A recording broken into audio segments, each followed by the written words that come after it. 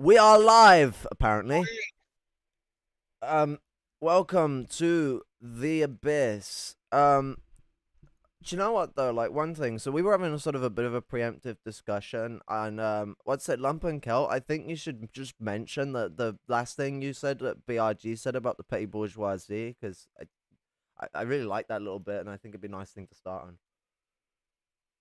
Refresh my memory again.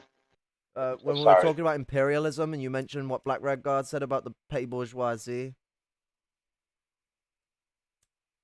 Yeah, I'm so sorry. I'm stuck on stupid right now. I'm trying to remember now. Yeah, I'm sorry. Ah, no, don't worry. My man struggles with brain fog like I do. It's one of them strenuous things. But essentially, it was around that so we were talking about how imperialism has reached a very World War I-esque period, and Oh yeah, I remember now. I remember. No, he said the big bourgeoisie likes the property and money too much to go to nuclear wars. They know once the button's pushed, send missiles in one direction. The other side send missiles back their direction, which they start destruction. So I was saying, I do think World War III is inevitable next couple of years, not sooner. But yeah, I'm undecided if we'll go nuclear, is what BRG said about the big bourgeoisie, the capitalist class proper, likes their property, their profit too much to sacrifice it in nuclear exchange. that's where you get the squabble between the petty bourgeoisie and the big bourgeoisie because they have to make a concession between each other, to keep the Yeah, system alive. And that's why we've seen these rising Trotskyism in the petty bourgeoisie. It's to support the sectors of the big bourgeoisie that are willing to support their more quote unquote radical notion of capitalism. Hello, strawberry jam. I know what that is. Um, and he got it right. He used jam, not jelly. My Jerry friend. here's another thing I've heard as well. I'm not sure of the truth of it, but I've heard that the generals and admirals of the militaries worldwide have, so to speak, gentlemen's agreement that if their political leaders go push the button for nuclear strike, they will assassinate their own political leaders before they let them do a nuclear strike. Yeah, absolutely. Do you know what that? Do you know who really started that big process off of doing that was the British. Like cutting ties as much as possible with as many people. I mean, they will even kill people who could still be assets. Lawrence of Arabia wasn't someone who they were going to just entirely lose as an asset, and they still killed him off pretty quickly. As soon as they don't need someone anymore, they cut, cut, and cut. And that's why you get so many people who try and exploit the CIA whenever they get into a relationship, and why so many people won't join them as an org, and you get all around the world all these different third world countries that do the same thing because everyone knows if you get in this relationship it's anglospheric imperialism. They're just going to kill you off once they're done. They don't care for you unless you can stay Well, I and believe keep. this. Go on. I'm sorry, finish and I'll go. No, go You on, go on. sure? Yeah. Okay, now General Patton is no hero to us, obviously, but I do believe my grandfather, my paternal grandfather, was a World War II veteran, and he said he thinks they assassinated that U.S. High Command, the Allied High Command, UK, U.S., France, assassinated Patton because Patton was calling for rearming the German Wehrmacht to march on Moscow, and they felt that they had to shut him up because they could not go to another world wars after World War II. So I do think that Patton was assassinated by the Allied High Command. That wouldn't surprise me. Wasn't it Patton as well who criticized no, that was Eisenhower, wasn't it? They think of MacArthur, the Korean War, MacArthur and Truman. Well, MacArthur MacArthur MacArthur wanted. would have been for supporting the Germans, if anything, because MacArthur was incredibly anti-Soviet. No, I'm saying the Korean War. MacArthur wanted to nuke Beijing and Moscow, and had the Kuomintang in Taiwan join another world war to take out Mao's China. And Truman fired him. Yeah, but so what I yeah, that was sort of like the big um and ah that was going on there. So the reason why the US was against just pushing the World War platform wasn't just because the Soviet Union grabbed 3 nukes by the end of the 1940s. Fuck me, what are they going to do with 3 nukes that they can drop by planes compared to the US is already like 20 arsenal of nukes that they've got going on, and the mass production process that's being developed. You know, they sort of outmatched in that retrospect. The reason the US had a problem with it was because the Soviet Union was going down a path that they could actually play games with. Imperialist powers are all too big to fight each other, and they knew that. They knew if they went to war with the Soviet Union, fuck me, it'd be bloody. If they started a war on China in the 40s or the 50s, that would be bloody. The Soviet Union would still back China then. But Yeah, the true. process was building. Superpowers are on the table, and the Soviet Union was committing to a market in the 50s. You can start playing the treaty game. In 1967, the Soviet Union tried to sign a deal with America to stab the Middle East in the back, essentially give America control over the Middle East for control over another region. I can't remember which region it was. Not only that, though, not only that, in the late 60s, Brezhnev asked either Johnson or Nixon if they would have a problem if the Soviets do Beijing, China. Jesus Christ. Yep, Brezhnev asked either Johnson or Nixon in the 60s. So it was right there where Johnson or Nixon took over, one of the two presidents. Yeah, the Soviets asked the U.S. if they would problems with Beijing. This was at the height. This was at the height of the border clashes between the Soviet Union and now it's China. You know what I mean? Says absolutely everything about what you know, fucking Mao was getting at, and the propaganda that was produced in China about the situation. So I remember a video that you showed me that was very telling, and Mao was not Mao, sorry, the presenter. I'm having a brain fart moment. The presenter was describing the situation regarding the Russian Empire. Now, quite interesting that you know, they're mentioning Beijing, a place in the east of China. So there's another place in the east of China, in the northeast of China, called Manchuria.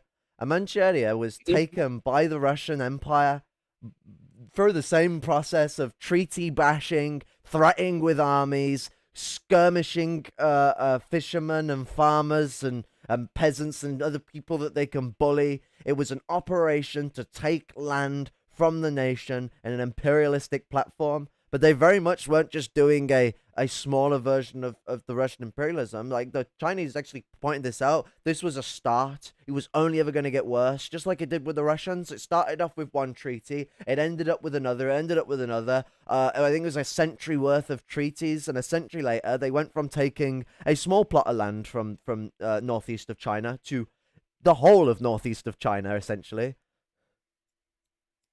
Oh yeah, and I was reading too where Mao even said, like, look, the Soviets, either Khrushchev or Brezhnev, one or two. It's like, look, we're not asking for lost Chinese territory back from you guys. You have it. Just acknowledge that all that was taken by Russian imperialism. They wouldn't have to do that even. I can't remember. I think it was Mao's foreign policy officer at the time, but it might have been Mao. I can't remember. But there was someone that was said to Khrushchev. Khrushchev is with them, and I think Khrushchev tries to point out like a likeness or something like that, and between them. I think this was before the Sino-Soviet split, and or it might have been just after. But the Chinese foreign policy guy or Mao, I can't remember. I thought it was Mao at first. I was told it was Mao, but then I've had people turn around and tell me it wasn't, and it was a foreign policy agent, and it could be someone else because I know who it was. I know who it was. But I know who it was. I know what you're gonna say now. I know exactly who it was. who was it? It was Zhu Enlai. Zhu Enlai. Okay, Zhu Enlai turned around to Khrushchev and said, "The only thing that's similar between me and you is that we are both class traitors. What differs us is the class to which we are traitors of." Yep. Yeah, exactly. I know exactly what you're talking about. That's what it was. It was Zhu Enlai Khrushchev was talking to. That's one of the best things I've ever heard a foreign policy agent or anyone else like that say. Any member of state. That's beautiful. Like, he absolutely smacked the problem that we all have with the social imperialist experiment. The labor aristocracy dominated the system after 1957. You know, Khrushchev did from poor background. His class, or the F class.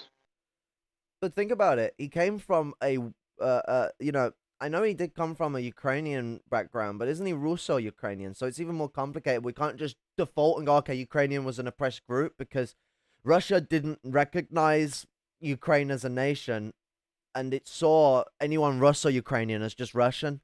So uh, Yep. it's hard to say whether he was one of the working class who would have been benefiting off of the fact that he lives in an imperial country, and the fact he's not a peasant and he's a worker makes an argument towards that, because in the starting up of the proletariat, so here's an example of it. So Stalin, before Stalin became an actual worker, he had to go from being a peasant and doing education in a church. Not a lot of peasants have access to that education or even the infrastructure to go into industry to get a job after that. So a lot of the people who were workers in Russia were educated people comparative to the peasants. So they were in a position where, maybe not into the way that we would conceive it in our own countries, they had some form of aristocratization over the people. Nowhere near as much as out here. It's minor. But if this can exist in third world countries, it can certainly exist in an imperialist country like the Russian Empire. People look at it as a developing nation to just obscure backwardsness, and therefore, like this. I don't know how to put it. Like there's some semblance of uncivilizedness to them, or something, like dirtiness, like unknowingness of the world. I'm sorry, but that's where the first revolution happened. They know more about the world than you do, bitch.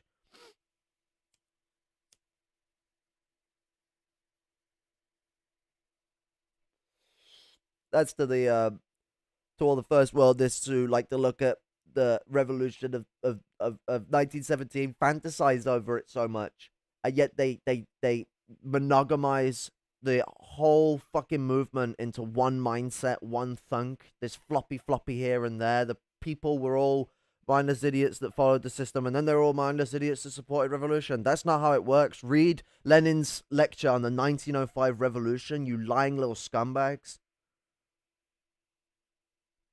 And revolutionary activity and anti-imperialist activity don't come like this, being supported by imperialist states, whom oppress countries around the world, whom occupy half of Georgia, whom fucking go around bullying any other part of the former Soviet Union it thinks it can control. Does a coup in Kazakhstan.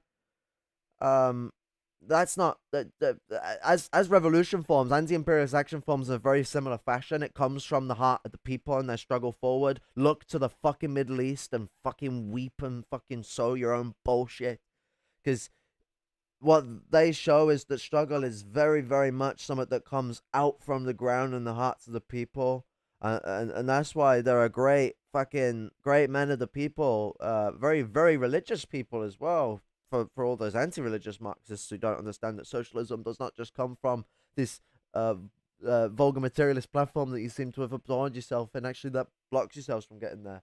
It comes from people who are religious, people who are not religious. It happens, but there are some great religious leaders, God bless them, who actually bring these groups together all the time. I was being told about one whom, funnily enough, I'd seen in a video. It was the cool thing of being like, I recognize his face. But I was being told about this geezer. I'll bring up the chat quickly just to mention his name.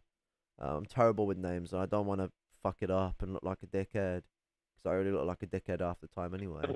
Hilarion Capucci. Yeah, I think you're right. Hilarion Capucci, and that man is a Catholic archbishop, and he's one of the people who have helped bring Hamas, Fatah, and communists together in struggle, and bring other Palestinian organizations together in struggle. He's really big on tying the struggle together, bringing everything together. I was just looking something up. I think you're right about Khrushchev being a Russo-Ukrainian. It says that he was actually born in Russia. It says where he was born at is located about 11 kilometers or 6.8 miles east of the border with Ukraine.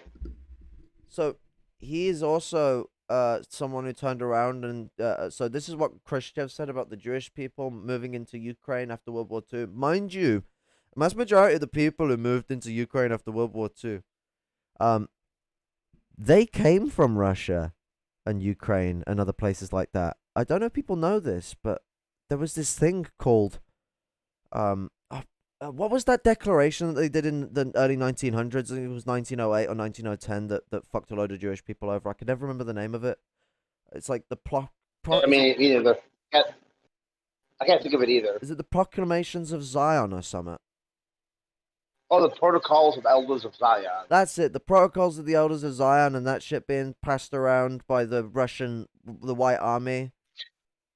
Um, that prosecuted a lot of Jews as as Jewish Bolsheviks, sorry, and pushed them out of the country. Well, when a lot of these people were moving back, other Russian people, sorry, a lot of other Jewish people, who very, very obviously didn't want to fucking be in Europe anymore because they were just the fucking victims of a genocide that the Soviet people were absolutely in pride of, that they helped stop, and Khrushchev actually got a lot of shit for this, rightfully so, because he disrespected these people, and this was not in the character of the Soviet Union. This is in the character of the petty bourgeoisie and their imperialistic mentality and their revival of old Russian imperial mentality. He called them a horde. He called Jewish people a horde, a diaspora people who make up a fucking tiny fraction of the population. They'd like me. It'd be like me probably or anyone else trying to sort of refer to like um how people try and look at like trans people as someone who dominate the space when they don't. Like it's like people when they do that, like they treat people who are someone who has a struggle that is really important and are a very minority group and are hard to engage with as someone who dominates and controls the media space. This is the whole cabal-esque language that these dickheads always use. It's utterly full of shite, and relies on this mentality of treating them as bigger than they could ever represent in life, bigger than they could ever be on their own steam, bigger than any person could be on their own steam.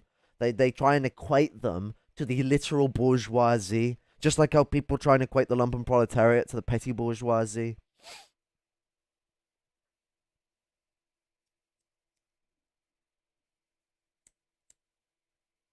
I just looked it up. The Protocols of Elders of Zion was first published in 1903. Yeah, because that's when uh what's the name? The Fountainhead moved to America.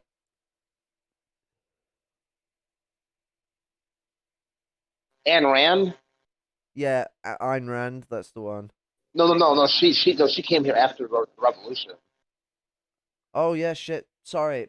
I got confused. No, she was. Her family remained. That was it. I'm remembering from Caleb's book. I don't know the history of it. Um, I fucking will happily say I don't know the history of it because I don't fucking know everything. But what's it? I know that a lot of Jewish people left at that point in time. It's because Caleb was trying to make some like ooh things because they stayed and remained. That's just class systems, Caleb. There were people who were Jewish who also weren't persecuted in Nazi Germany. It's called hypocrisy. It exists. Would the Jewish people respect them people as Jewish people? I don't think so because they dishonored their culture and they disregarded it. So I leave it up to you for how much you want to like black sheep the Jewish people because some people were fucking involved with the Russian Empire at the time. Yes, hypocrisy exists. Um, Ayn Rand is a fucking absolute waste of space. Why are we even talk? Why is Ayn Rand even the topic of a book in 2020? Like, oh man, that shit should. I do think she's a pure sociopath. She was, I believe, definitely. There's a reason why our ideas don't last very long because while they can be seen as reasonable by people, they always lose their reasonability when they catch steam because the insanity comes out of it. Because Oh yeah, when people heard the Fountainhead, idiotically, I'd say, or ignorant would be the respectful way to put it. I do apologize. Um, People wept that shit up at first, especially Americans. I mean, great show of how aristocratic white America is. Um, Atlas Shrugged was the one that divided people because then it started saying ridiculous shit. It made the capitalists go on strike. In the 50s and 60s and 70s, you try and say stuff like that ain't going to mix with people still. Like, people may have been aristocratized, but they weren't moronicized like they are now. Like, that. And still, if you went down to the poor communities and you said that shit, it still ain't gonna fly. You have to be in the middle class of today to really suck that shit off, or be in the petty bourgeoisie or upper labor aristocracy of the Cold War. Because I even would still say that the lower aristocrats are still at that point of the Cold War wouldn't whip up that shit, and even now it would be a here and there thing. It's more of a you're in the absolute comfort zones of capital to be able to say something so fucking stupid. The type of people who have like a friendship relationship with the people who own the company they work at. I could be wrong, but I think Milton Friedman and Alan Greenspan were students of hers or friends of hers, something like that. Milton Friedman's an absolute nutcase. Oh yeah, another pure sociopath. I he he is a like I like the point that you bring up because he is sort of a representation of how like the unreasonability of Ayn Randism starts to show itself. It's this mad sympathetic weeping for capital, and I mean anyone who's seen any media from any far right people in the petty bourgeoisie and the labor aristocracy on anything from literally the movie industry to YouTube, you'll see loads of Ayn Randic stuff. It doesn't exist outside that space. Um, People from uh, you know, I say it doesn't exist out of that. It does to some degree, but it's in a weird fashion. Like my dad, he's never read Ayn Rand, but he acts in a way like it. But that's because of one feature that does show up from Ayn Rand everywhere, and that's because she took it straight from fascism, and that's the very very that the hierarchical objectivism. When they say objectivism, they're not on about materialism. They're not on about truth or anything like that. Like it's an obscuration. They're using the term objectivity sly because they're not saying objectivity to be truthful. They're saying objectivity to follow a certain line of principles that set a perspective of reality. It's an obliquity of objectivity to use all the funny Greek words. But Yeah, I mean, Milton Friedman didn't use those words, no, but I do believe he was a student of hers, a follower of hers, but he didn't use her actual words. You know what I mean? I getting into sort of a thing that actually envelops because I mean my dad was born into a middle class family, but he was lumpenized when he was 15. He was kicked out, made homeless in Australia after a week of moving there. Um, Became an outlaw biker, ran 3 jobs. Eventually, I think got kicked out of Australia because I really don't see why he came back in the 90s. Um, and from the way that he didn't try and go back until like 20 years later, it does seem like he was kicked out. Nonetheless, he holds principles that are very Ayn Randic, but I really doubt he's read. I mean, he could have read it. He might have watched the film as a kid, actually. Seems like some of his mom might have put on the telly. Um, but you know, the way he ran the house was structured in this very functionalist fashion. Are you familiar with functionalism? Not really. Like, Oh,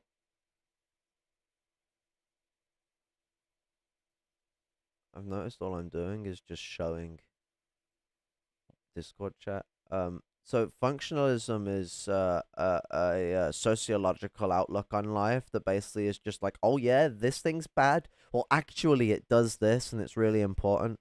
So it just reinforces hierarchies. It's what fascism really relies on. It's a very, very Hegelian dialectic that treats everything as a natural force, even when it's metaphysical, and everything is just purely abstract. So it doesn't look to how natural forces are actually definable. It's just we can't define everything. It's our capacity to relate to things that's the problem, not things' capacity to relate to us. The reality is much more advanced than our perception of it. Um, that's what have to deal with a lot of people that think we can hold all of the absolute truths in the universe. It's fucking impossible. It's impossible to hold all the absolute truths of this fucking planet. We've already shown that because we started exploring the stars before we fully explored the deep blue sea. But or fix their Yeah, fucking world. true. And the only reason we started exploring the stars was because it was a profitable thing we could ride off from a Nazi scientist's project. They called them Yeah, repatriated. What do you mean re? They're not fucking. They weren't American in the first place. They were patriated. Re implies that they were not They were patriots before. What the fuck are you on about? Repatriated yeah. They made a Nazis. deal. They made a deal. Work for us, or you hang at Nuremberg. I mean, when you got an offer like that, you ain't gonna say no. But they should have No, been that's sent to true. Nuremberg. They weren't war criminals. No, that's what they were told. According to the U.S., we'll give you a nice job, give you good money, give you a nice house, work for us, or you go to Nuremberg and hang. Yeah, I know it's America. Like, it's one of the things that, gosh, me, Operation Paperclip, and you know what? To try and obscure it, America just tries to keep the conversation about about the what's it about the scientists and not about the Yep. Gestapo and SS personnel they also whipped up in Operation Paperclip. Oh yeah, oh yeah, They started the CIA by Gestapo and SS personnel. yeah. They gave them a sweetheart deal. Work for us, you get paid good, or you're gonna hang and die. The UN was led by Nazi generals, and here's a fun little anecdote for you. The US in the Cold War, its understanding of Soviet tactics was written by a Nazi general. What do you think the Nazi general wrote? Do you think he wrote the truth, or do you think he wrote something that made the Nazis seem like honorable warriors against the great Mongolian horde? Oh yeah, So they said that if you blew up the bridges, I will preface this: half of the Soviet infantry is semi-aquatic, and the shit that isn't is snorkel capable and airtight sealed because it has to be airtight sealed because they're designed to be able to function in a fallout zone, in full MBC conditions. So the Soviet Union can deal with blowing up bridges, but their plan was if you blow up the bridges, Soviet Union would they'd all get out their tanks and all their other mechanized equipment, and they would fucking swim across the river and march against them on foot. Mind you, this isn't a river that you can easily cross with a small boat or anything like that. You're gonna use some heavy fucking boats and stuff. So Soviet Union's got to get on landing craft and go across on landing craft rather than just using their troop transport BMPs and stuff like that. That can literally carry. Was it like I think it's 8 men? Maybe it's 6. I don't know. I think it's 8. Uh, you know, across the water very easily. And it can carry people on the back of it while it's doing it. The Soviets love carrying people on the back of tanks. It's cool shit. No. They're gonna get out. They're gonna have to bring boats to this river that they haven't got on this river. Putting people into these boats, which puts them in a weak point because they're not as well defended as they would be in a tank or APC vehicle. That can fire back at the enemy. Actually, IFV for the BMP. It's not an APC. It does carry personnel, but it's an IFV. Um, they're gonna ditch that. They're gonna march over and gonna fight them on foot. The British did not agree with this. So the British response, if war was to break out and they would mine all these bridges, was to retreat. They were to retreat and set up fortifications back in West Germany. Um, the Americans, oh God bless them, their response was to fight them with infantry divisions, and I think it was two tank divisions or something like that. There was a small amount of U.S. tanks there. I can't remember. So division, platoon, and other stuff like that get used in different order by different countries. So I couldn't tell you which one it is, but it was a small amount of tanks there. I need one of my mates who knows military stuff a little better than I do when it comes to history. I know British stuff. I don't know American stuff. But the Americans, they had a small amount of tanks there. They were not on the offensive. They were on the defensive. So they were not to push on the Soviets. They were to stay in a hold down position. The infantry divisions and set and I think there was also a semi-mechanized or two semi-mechanized infantry divisions, something like that, was supposed to counterattack the Soviet forces and the East German forces on foot against BMPs and T-72s. God bless them, and they were armed with not the British M72 law that had a higher velocity round. The standard US M72 law, which was a crappy rocket that couldn't do shit against an M72, a Tonk 72. So the US were fucked. They're absolutely fucked.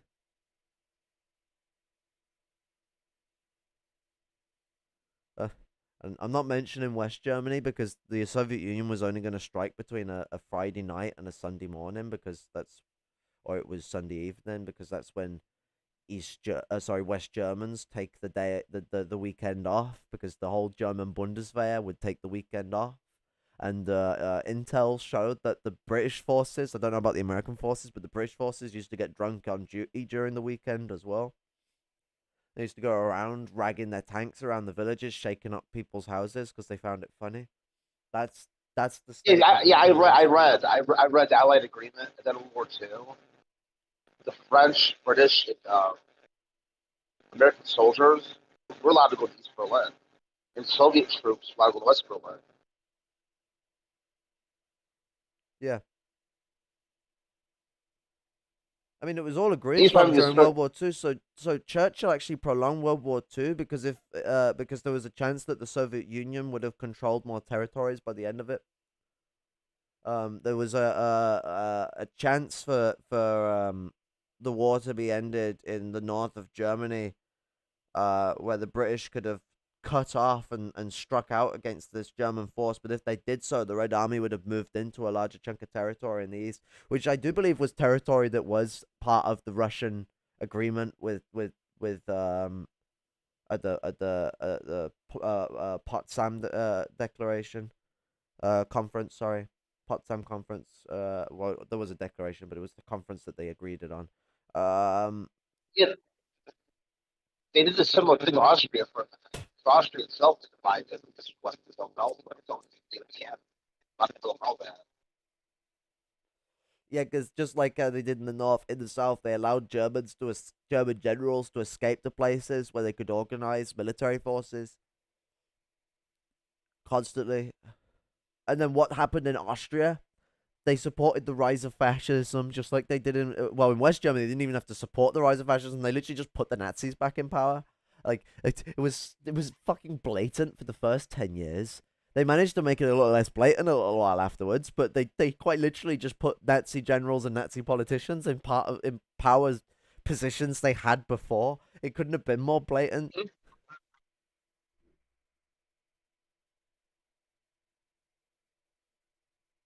Yeah, I think it was just a mere formality to where they had to sign some papers saying, "Oh, I denounce Nazism in the party." Wink, wink, nod, nod. Get your job back, basically. Come on now, what you're criticizing things for being Nazi. If I'm gonna use the mentality that people have been using with these fascists that are fighting fascists in Ukraine, you have to call that ultra behavior, man. No, I mean, like you're saying how West Germany, a lot of former Nazis were getting their jobs back, and basically, I think what happened. I could be wrong on this, but when I was reading, I think it was basically Western Allied Command said, "Here, sign this paper saying you denounce your membership of the Nazi Party and Nazism."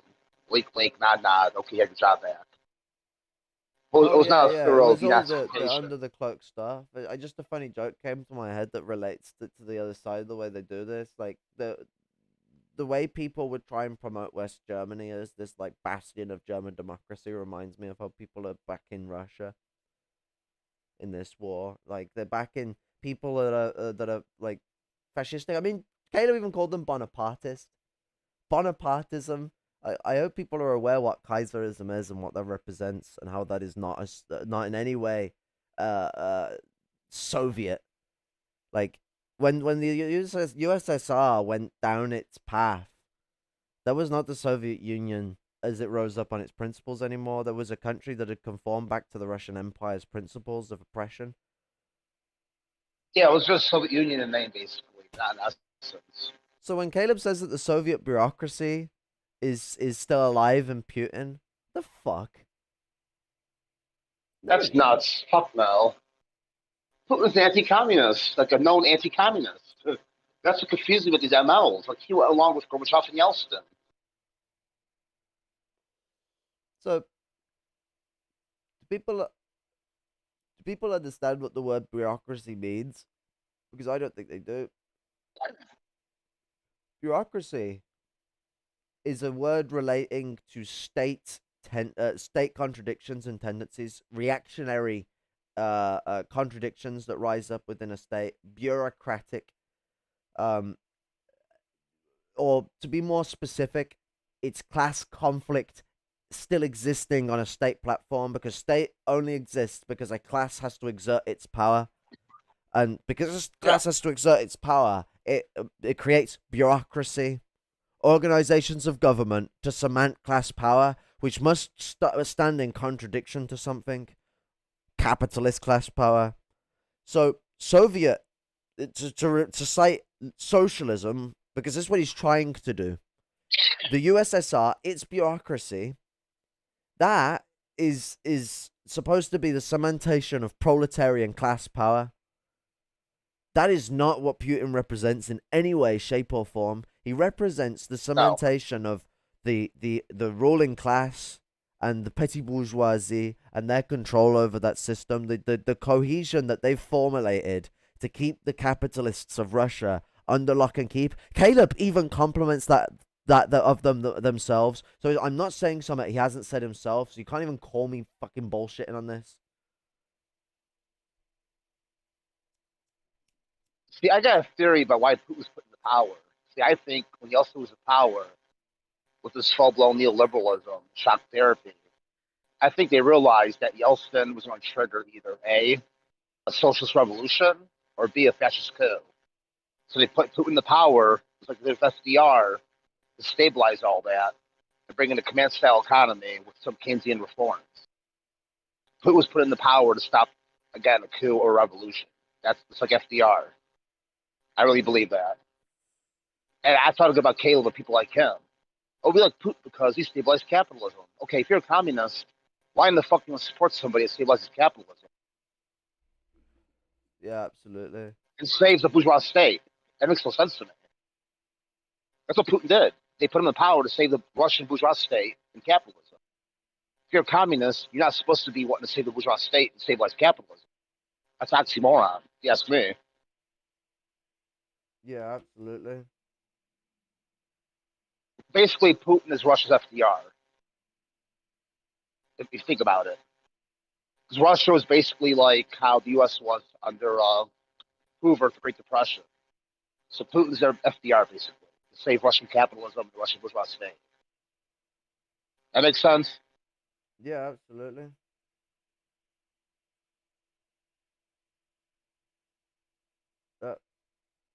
That that makes absolute sense. Well, it's it. But I mean, if we get into the article here as well, so like this is where things get really interesting. So this here, big statement. I know this is gonna need backing up, isn't it? I'm sure loads of people in the Prussian socialists, Prussian socialists, well, that does kind of describe them, national socialists. Now it's patriotic socialists, which they stole that term from the natives and poisoned, which has really pissed off the Navajo people. They're not very happy about this. But social patriots, as I like to call them, to take away the horrible disenfranchisement they're doing of native people, absolute wankers. So these patriotic socialists are probably seething at the moment that oh, where's the backup to this? What do you mean Nazi patches? Okay, so the first patch that he's wearing is a as you can see, is the skull looking thing. Now, you may have seen it on the fucking uniforms of people in specific divisions of the SS. Actually, there was a funny joke thing made in Britain of these two comedians. Some people may have been parroting it as a meme quite recently of the "Are we the baddies?" Where they're wearing their SS uniform and they have it on their hat. This is a fucking undeniable symbol of the fucking Nazis used by Hitler. The Totenkopf, or Death's Head, is a symbol used by Yep. Hitler's SS that has been adopted by neo-Nazis and white supremacists since World War II.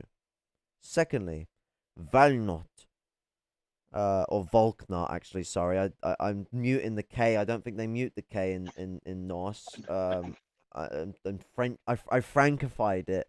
Sorry, Nordic people. I've cursed your language. Volknot, or not of the maybe they do use the silent K. I don't know. Someone who knows this shit, correct me before I fucking offend the entirety of the. To be honest, you rape and pillage this nation. I don't really give a fuck. Fuck you. Uh, just, but is a Norse symbol, Old Norse symbol associated with the afterlife that has been appropriated by white supremacists as a racist symbol. Non-racist pagans may also use this symbol, so it should be carefully examined in context. Well, yeah, but we have the careful examination of context. It's called fucking Nazi symbol that's right above it. What do you think about that? Yeah, I know. It's this is the Russian side, right? Yeah, this is the DNR. And I keep telling people this fascist on both sides. They don't want to hear it. Nah, man, come on, like, the Soviet Union's reforming, guys, because Ukraine is joining capitalist Russia, capitalist fascist Ukraine. Um, they're having some breakaway states that were willing to go along with the fascist Russia was supporting before the fascist America was supporting got into power. Well, I've heard some say too, or some will acknowledge, yes, there's fascists in Russia, but they're not as strong in Russia as the fascists in Ukraine are, or something like that. Russia first. It's kind of That's kind of weird because Dugin has been an advisor to several people in the Duma that are part of Putin's ruling party, and Putin sent him down to Donetsk when everything kicked off back in 2014. Yeah, to organize people. But oh, the fascist ain't powerful in Russia, only Ukraine. Bullshit. Like I said to you earlier today in that chat in the group, if the August 1991 coup succeeded, Russia, the Soviet Union would take an open national state. I don't believe that.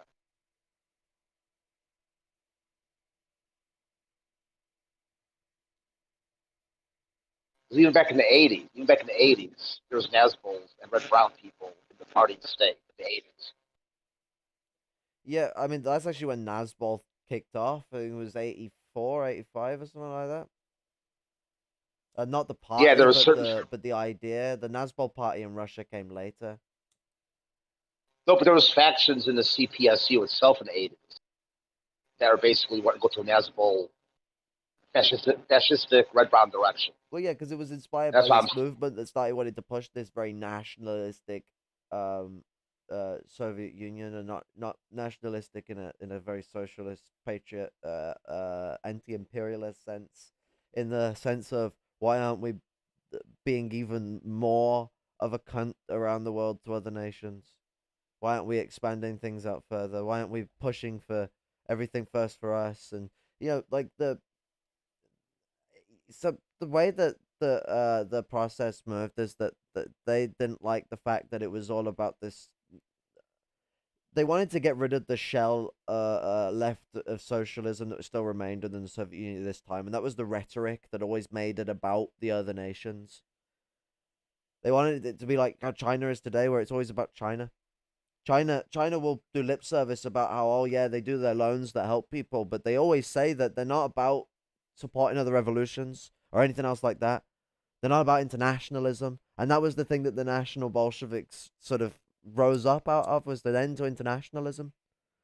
Um, they wanted to do globalism, if we want to use the imperialistic terminology that Tony Blair used to describe imperialism, but they didn't want to be internationalists. They wanted to drop the rhetoric that the Soviet Union still held on to, which was that they supported revolutions around here and there. Because the Soviet Union still tried to preach that rhetoric.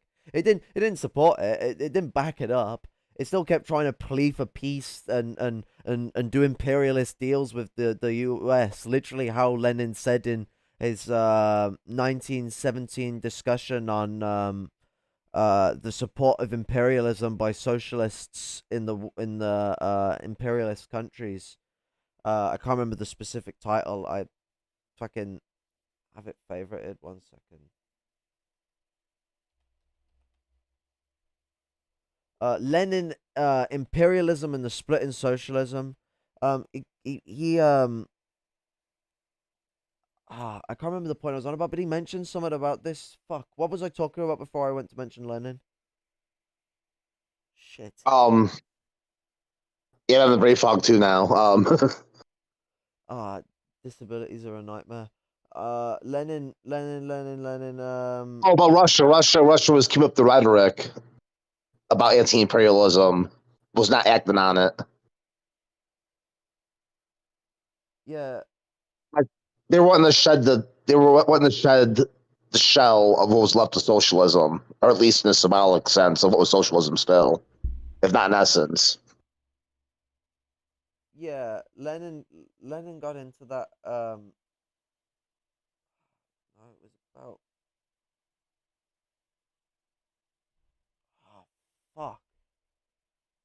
Somewhere in the first chapter, but I cannot remember it for the life of me, and I ain't reading it to go through it now to get to it. But it's probably a book that I should go through on stream at some point, because Lenin and this imperialism and the split on socialism is, I think, an important little read to add to imperialism, because it's what it is it's Lenin's little fucking outrage at the ridiculous nature of what was going on in the imperialist countries west, and even uh uh factions in the Soviet well, in the Russian Empire. um he was pissed. I prefer Lenin when he's angry.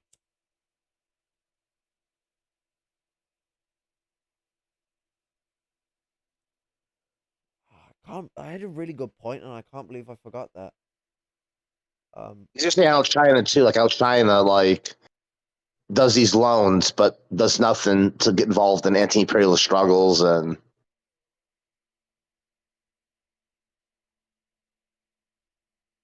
Yeah,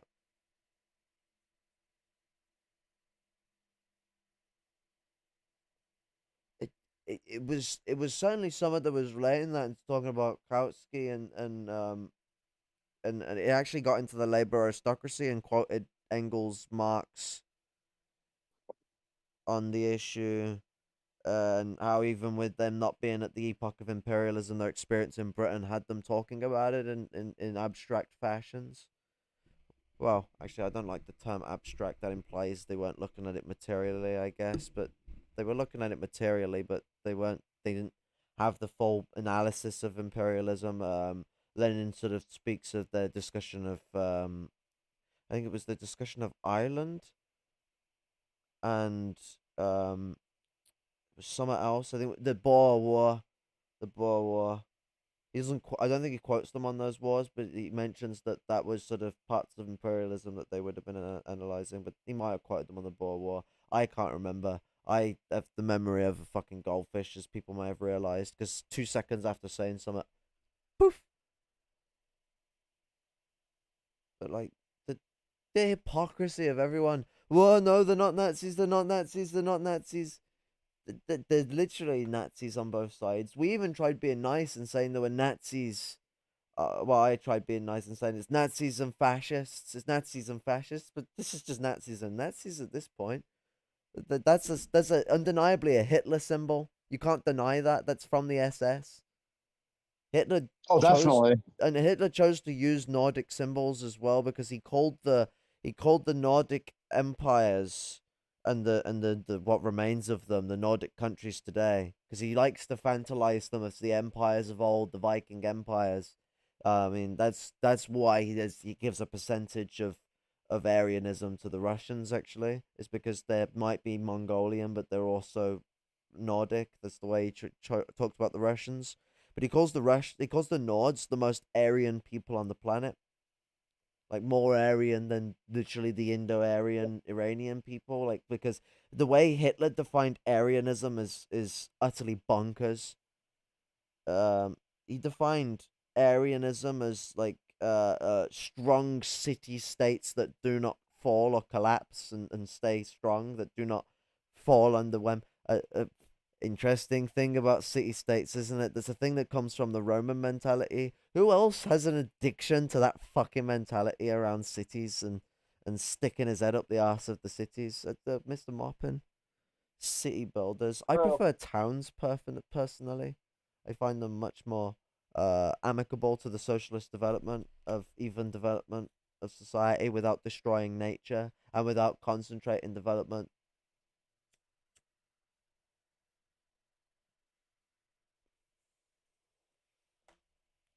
This shit all rings the same Bonapartist fucking bells. Caleb Moppet even turned around and said on stream that there's the need for a Kaiser, a Julius Kaiser in America, or Caesar as he words it, because English and French has confused Latin to everyone. Um, and I think Italian as well used the C too, so I think they've confused it as well. Um, I can't be asked to consider whether the Spanish do it or not. That's just a little in joke rivalry. The Spanish do it. They say "si," um, but what's it? It's funny to dunk on the Spanish. It's also funny to dunk on the French. I didn't dunk on them this time, so it is interchangeable. Sometimes I don't dunk on the Spanish. The Spanish. I'm gonna stick with that. And sometimes I don't dunk on the French. Um, but no. What's it? He literally turned around and said that America needs a Julius Kaiser. Fucking uh, bit of an honesty moment. That sounds like Mussolini, 1990, circa 1922. Caleb said that, and he's partially right in the sense that I do agree there will be a Caesar Bonaparte type figure that will inevitably rise among within the ruling class itself, whether it be a high-powered politician, a general, what have you. I believe he's right on that. That will happen. Then he started adding, it won't be him, but his crew, Your his sound people's is job is to. shite. What's that? Your sound is shite. It's like you're talking to me from a mile away.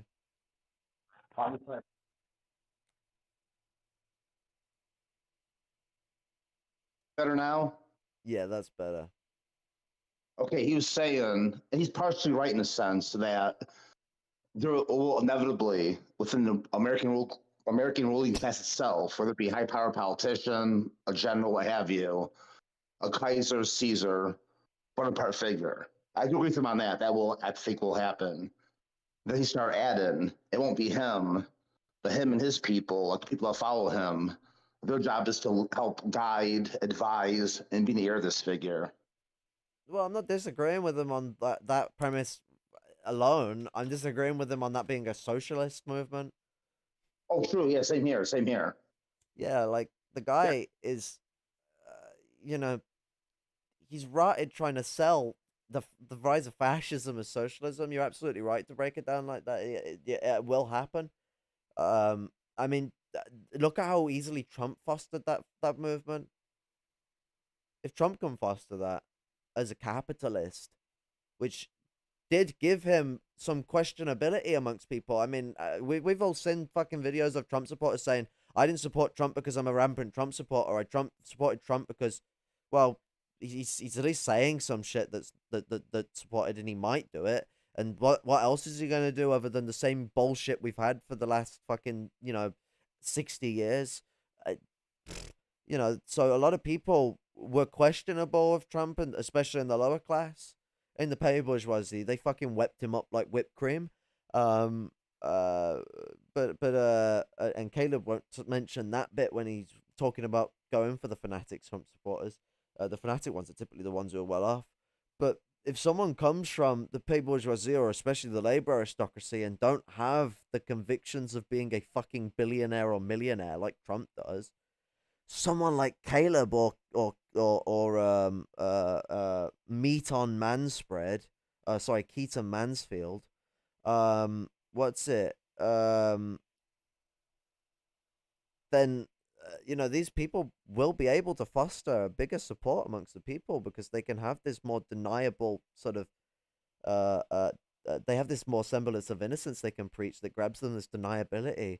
I mean, he literally still has communist followers after he turned around and went to someone who's got more than 10 years of working under their belt and went, "Oh, I bet you haven't worked because you said Borg or King improperly. I did 6 weeks of work once on a college summer holiday." Or spring Yeah, break or whatever the that fuck. gas station or something like that briefly in Cleveland. He did one spring break on college at a sandwich shop. That apparently they were deep frying in, so I'm confused. Do American sandwich shops deep fry? Because I thought sandwiches were like, I guess you could put some deep fried foods on it. Maybe you're having some hash browns and stuff, but that wouldn't make it a sandwich Yeah, shop. some That would do, make it a some do, breakfast shop. I don't know. It gets confusing. Um, some do. Depends where you go to. Depends where you go to. Some do that. I mean, if you go in the north up here, everywhere has a deep fryer, but that's just cultural reasons. You got to understand that you can go to a chippy and they will deep fry anything up in the north. That's why, Hey, I'll be right back. I'm use the bathroom real quick. I'll be a minute. yeah, yeah. But it says sandwich shop flipping. No, that's what it was. It wasn't frying stuff that was weird to me. It was flipping burgers. And that would be a burger shop, not a sandwich shop. But hello, comrades. But he was working the fryer and flipping the burgers at this sandwich shop. Um, I mean, maybe it was a kebab parlor. That would make more sense to me. Because normally places are specific. Sandwich shop is such an unspecific thing. And when I think of sandwich shop, I think of a place that sells sausages, bacon, baguettes, and then like cold tuna sandwiches, cooked roast chicken, and stuff like that. And maybe they have some chips. I don't expect burgers really or something like that. When I think sandwich shop, I think one of those Frenchy baguette shops where you go get your penis shaped sandwiches. You munch them down. It's funny to make the conservatives feel awkward. That is our duty on the left. Make conservatives feel awkward. But he did it for 6 weeks or however long spring break is. 4 weeks, 6 weeks, 8 weeks. Who knows? I'm not American. Fucking sue me. I don't know how your fast food works. I don't know how you fucking um. I don't know how your fucking college works. But what he said as well is he said it was. I think he said I it's something I'm remembering. I might have got it wrong, but I swear I remember him saying that it was on the campus, which would make it not even as like like you're comparing that to like working in just outright industry, which is somewhat different. Like the job is more guaranteed to you if you're someone in college. You have credentials that benefit you in that retrospect. Seems a bit, you know, it's like it'd be like turning around and going, "What? You said Burger King wrong? Well, I did 2 weeks of work experience at a Burger King in high school, and that's not how Burger King is pronounced. It sounds like that level of edginess. Caleb, your dad, because here's the thing. No matter what 6 weeks you've done here or there or anything, let's look at where your father is, because that's where you've been brought up and taught from. Your dad Yep. runs fucking trust charities. That's why his job's been all his life. People who are on the board of trust charities get paid more than prime ministers sometimes. Now, he might not have get paid that much, but it's typically at least over £100,000 a year. It's a lot of fucking money. A lot of fucking money to go around and just hike in his spare time and do all this fucking free this, that, and other shit. To live out in the country and own big plot of land. Your old man ain't some fucking small pond dickhead. My old man is a fabricator still now and is in his fucking 50s. And was a fabricator welder when I was growing up. Worker all of his fucking life. From the age of 15, he fell on his ass and got a fucking job. Worked 3 jobs. 3 jobs to get his welding apprenticeship. That's the 3 jobs while doing an apprenticeship to become a welder in Australia. While also being involved in a bike gang. Worked his absolute arse off. Night shift, day shift. Broke his fucking back. Brought me up while also breaking his back. And when I was fucking 1, he slashed the tendons in his arm and was told he'd never be able to work again. And he's still a fucking welder to this day. Break his fucking back. Welder. Worked his arse off. Now, he has been bourgeoisified in the proletariat, unfortunately, and becoming a foreman and being a specialised worker. But he fucking broke his back and has struggled all his life, living in council flat, putting himself in debt to make sure food was always on the table. Your dad never had to fucking do that, Caleb. You're 10 years fucking older than me, and I have more experience in this system than you. You're a joke. Your old man is as bourgeoisified as it can be and is a Biden supporter. You're a joke. You gotta remember this. You gotta remember this as well. That trip Caleb talked about him and his dad going to Ecuador and South America. I'm sure that airline ticket costs a lot of money, and I'm sure they stayed at some 5-star hotel, not some native business deals as well. Yeah, but I'm saying they probably stayed at some nice 5-star hotel. Oh pretty yeah, sure I him mean, and his dad they were not paid staying for at it. It's a some. business deal. It's like he said specifically, his father went over there to do business deals. What was the business though? That's the question. What kind of business deals was he doing? On his IM, is it no? What's that fucking website that shows everyone's work history? I can't think of the name right now. But I went on his career page and what's it? He doesn't mention anything like that. Everything's all about his charity work. He's a great charity worker. I'm wondering. I'm wondering what you're saying now. I'm wondering. Maybe I'm going on a limb here. I wonder if his dad was CIA. I really wonder. And all that non-profit, non-charity shit is just cover. More so that the CIA will approach people who run big charity groups. Big profitable charity groups are very good ways for the CIA to plant themselves in other countries and do intelligence work and sabotage work and assassinations, etc.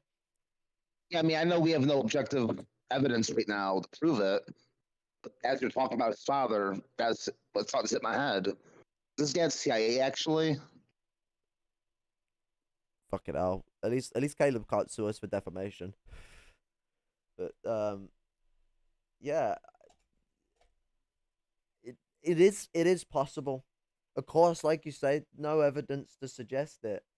But there's a pattern of behavior with a lot of groups like this, and not only that, but also the fact that charity groups have a big pattern of behavior of working with the people they're supposed to be working against to keep control. But one thing I also hate as well is when because charities, like, let's say by definition, they basically do fuck all. They do a little bit of the work to make at least something to show, so they can film it and make propaganda, and they pocket like fucking most of the money to necessarily pay people. No one needs to be paid more than fucking 16 grand a year to be sitting on a board. The only people who need to be paid more than that are the literal charity workers who go and do the work. No one should be True. paid any more than 30 grand a year to do this job. And I'm talking pounds. I don't know what that shapes up into US dollars. But pounds are more than dollars. So the US people who are panicking and saying I'm saying really low numbers, pounds are worth more than dollars. Please don't fucking, because if you sit on the arse, you're on the arse and you're on a board, you shouldn't be paid shit, really. That should be the volunteer work, not the people who volunteer and go and do the physical work. Why is everything on the wrong end of things? And no one should be paid £100,000 a year for anything. That's ridiculous. I agree. But people call communist aid activities charity work. CPGBML do this, for example.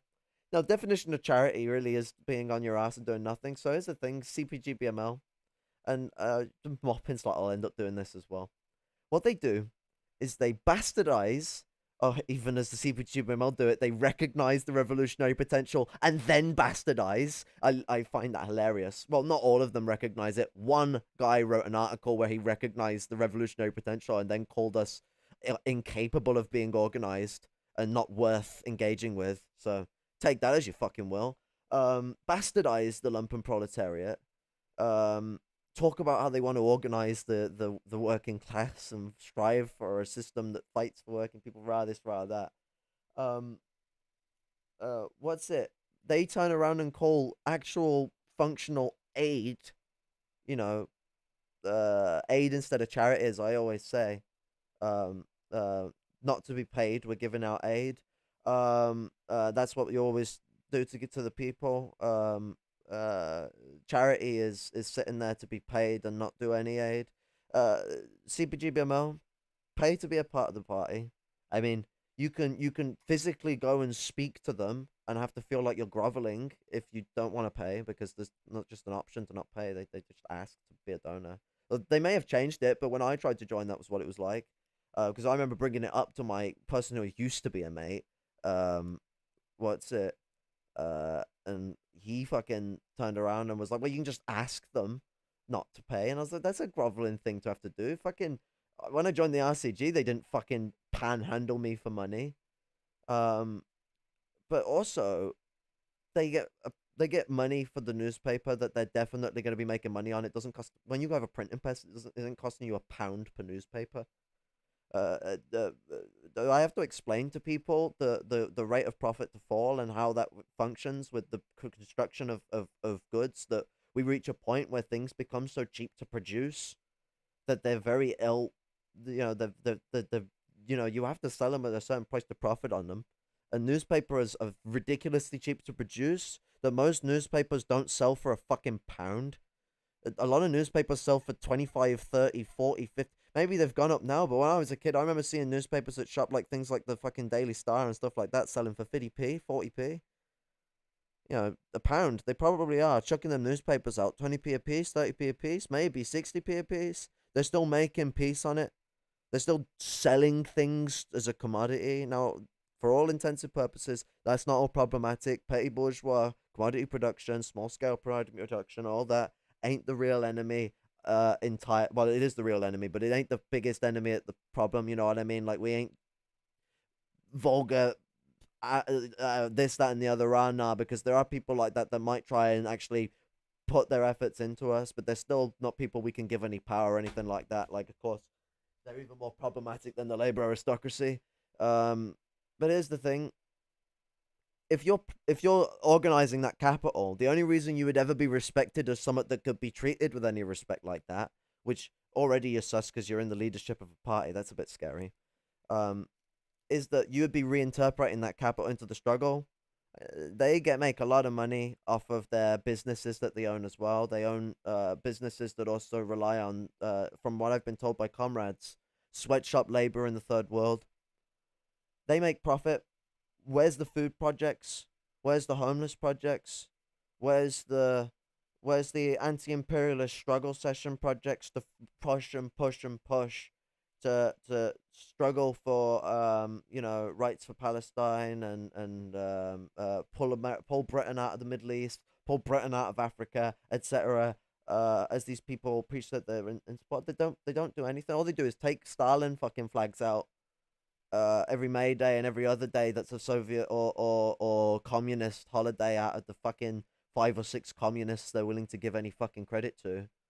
Um, uh, and go and just fucking push people down the drain. I've always never got this. Like, why?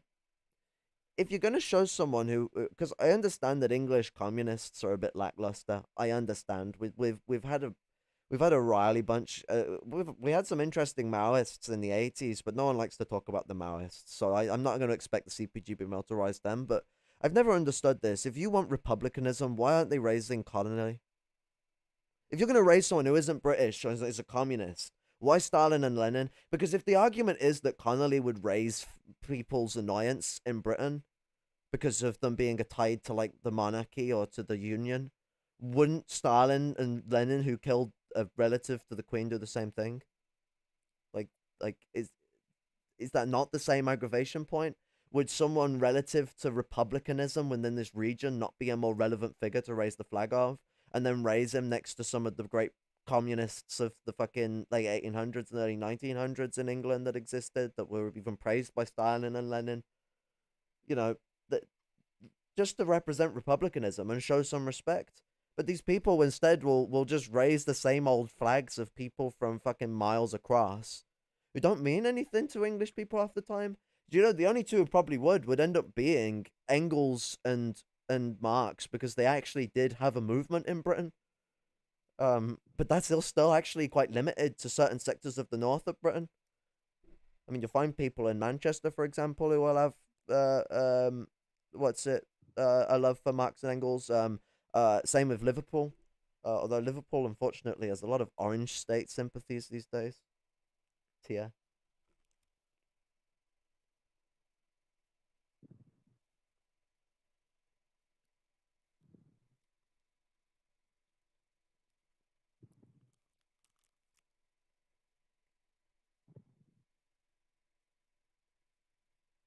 I'm still here.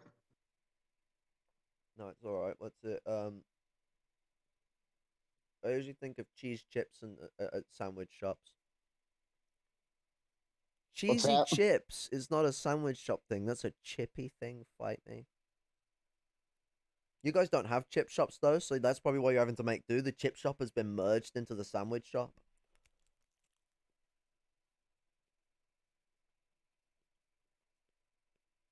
Oh yeah, I was thinking too. I forget who was saying that they think Caleb's going to the same level of being another Hitler. But I disagree. I think he's more like Mussolini and Mosley. I do as well. Yeah, Mosley people and keep Mussolini. forgetting Oh, sorry. Mussolini had a Marxist past at one time. Sorry, repeat that. I accidentally talked over you.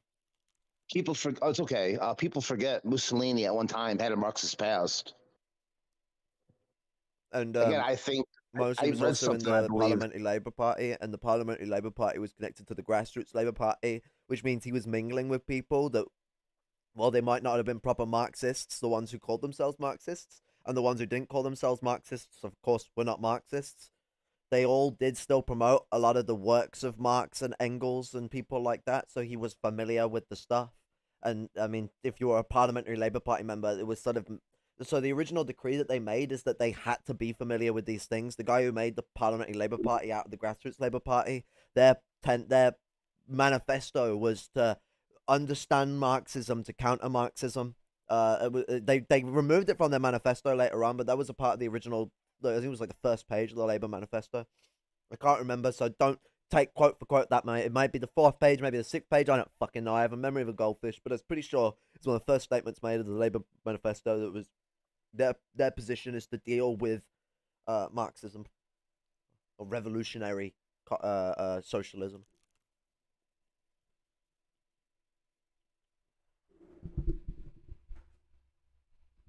that's the thing, because Hitler never had a leftist past.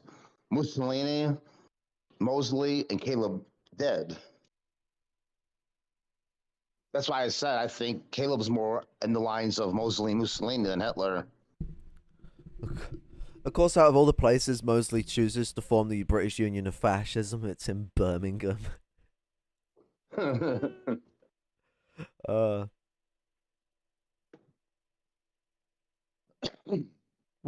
I mean, Birmingham is as me and Red Fenian put it, is they're like they're Northerners, but a lot of the, especially the aristocrats there, it's not so much with the lower class. They got it's a bit split because I mean, so the whole stereotype with basically the Midlands is, oh, it's shit here, which since the industry is gone, it is shit here.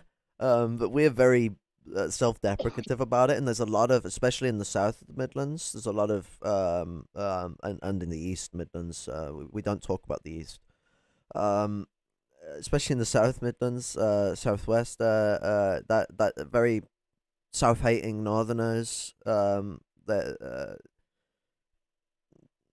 you know, nothing is worse than a Northerner that wants to be a Southerner, like, oof. Or wants to claim Middler or some crap like that. Like, fuck off. Blackpool's in the north, right? Blackpool's right up in the north. Like, that's strong north. That is like that. That's where Ian Stewart, the singer of Screwdriver, came from. And I think he was I think he was one of those wannabe Southern Englanders. You get a lot of them.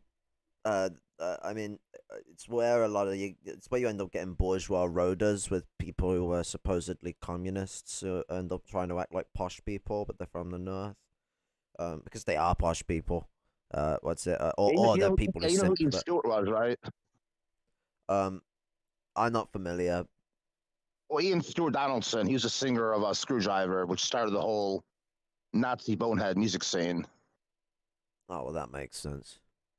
He's from Blackpool, but from I mean, I could be wrong. From what I understand about him, he was a Northerner, but like a wannabe Southerner, basically. I mean, yeah, what's it?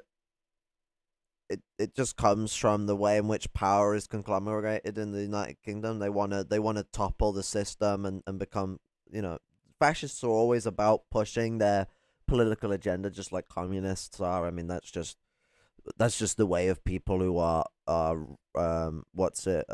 conscious in their activity, because both fascism and communism formulate from different forms of class consciousness. So these fascists know that if they want to push their system, they need to go through the South.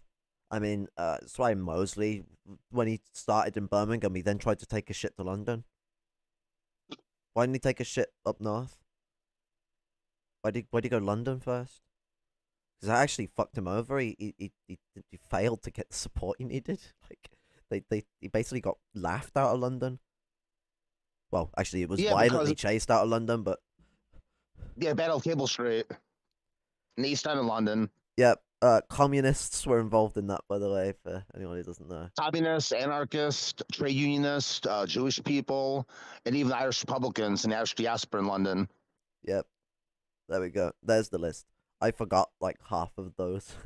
I only found out about like the mass amount of groups that were there quite recently, because I just knew about the Battle of Cable Street as the moment Oswald Mosley got cucked by a load of London workers. Didn't really know it as much more than that.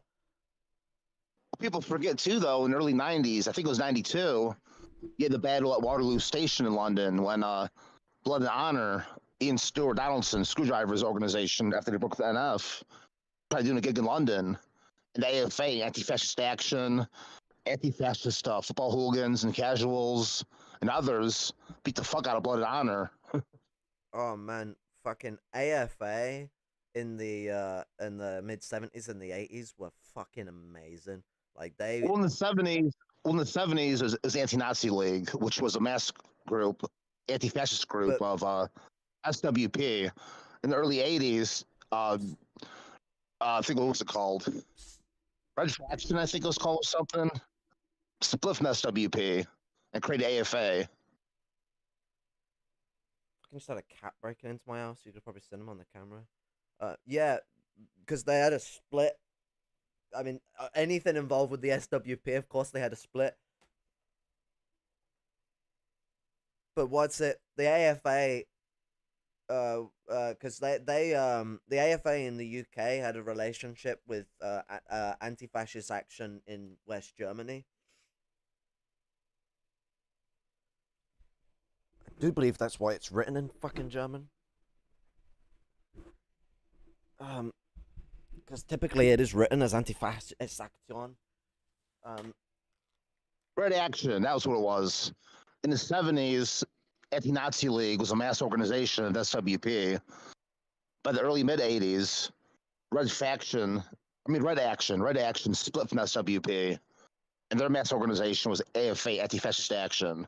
Yeah, and they had a relationship with Antifa activists in Germany, and they used the label after that with the German spelling. I think in Britain as well. I've seen it used in Britain in the German mannerism, and that's why modern Antifa, a lot of them use it in the German writing as well. And I believe AFA also had a relationship with the Irish Republican Socialist Party as well over in Ireland. Oh yeah, nice. I mean, not everybody in the Anti-Nazi League was not everybody in the Anti-Nazi League was SWP. It was an SWP mass organization, but you'd have to be a SWP member to be part of it. It's like same with AFA. It was a mass organization created by Red Action.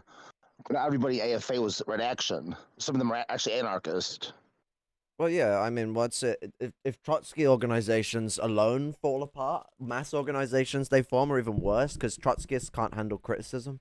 Well, they can read off quotes to you for hours to try and deal with it, but eventually it gets to a point where you start showing their tainted character so much that they have to just destroy any form of engagement and try and make you out to be some all crazy morons and do a big old split and be like, well, no, these guys are the real fascists. No, fucking. I mean, if you want to understand, Red Action was one of the better of the Trots in that they did take seriously militant anti-fascism. Well, that's why splits happen in Trot groups, because there are some people who actually think these people are serious communists and fall for their bullshit, and then they ride on with it, like vibrantly. I mean, what it is how much can a Trotskyist change their language to convince someone who has the passion and revolutionary suicide of someone in the lumpen proletarian or the lower working class? Because when they get people like that to support them, they're in a position where if they can keep them on their ideas, which as you can see, it's very hard for them to do because these people will try and split away. But they're still corrupted. Their ideas have been corrupted by these Trotskyists. So now you have a new conundrum. People who are of a class that could be revolutionary, but ideas are being tainted into an aristocratic position. Although typically lumpen proletarian people stop being Trotskyists. So it's more of a problem with those who are, as I say, with the mid and upper working class, are their feet is in reality, but their upper torso and all that is in capitalist realism. They're half dipped. To use to use an expression that sounds like I'm talking about Fallout. In Fallout 1, they dip people to turn them into super mutants for the uninitiated. But these people will then split into this other conundrum of Trotskyism.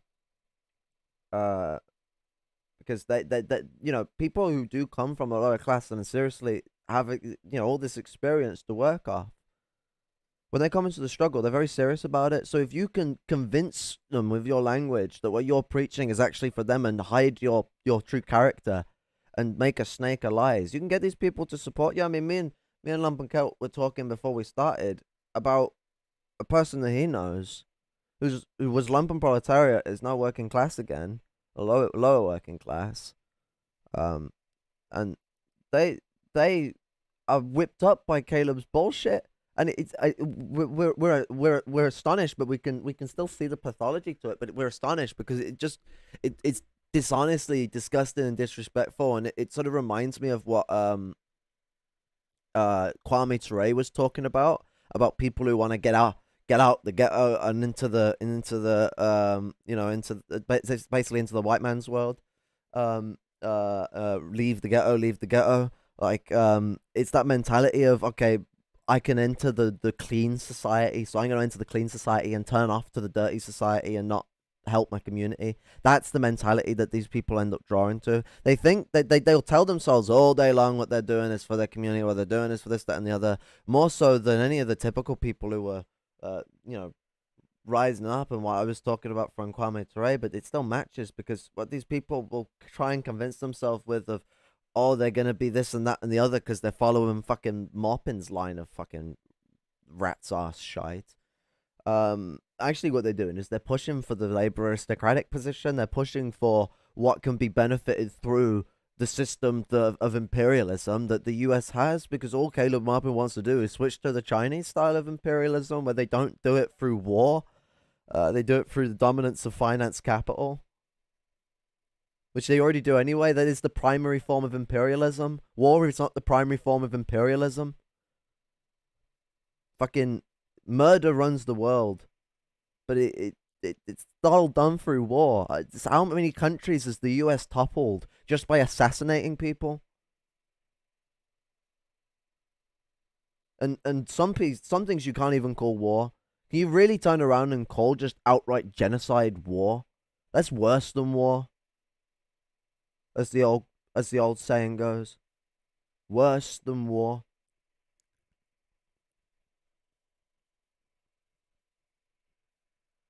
It's slaughter.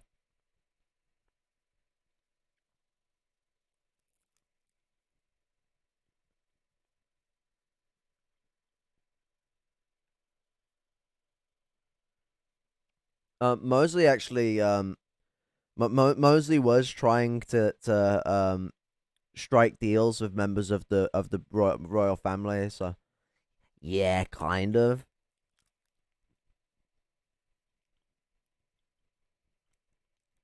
But see,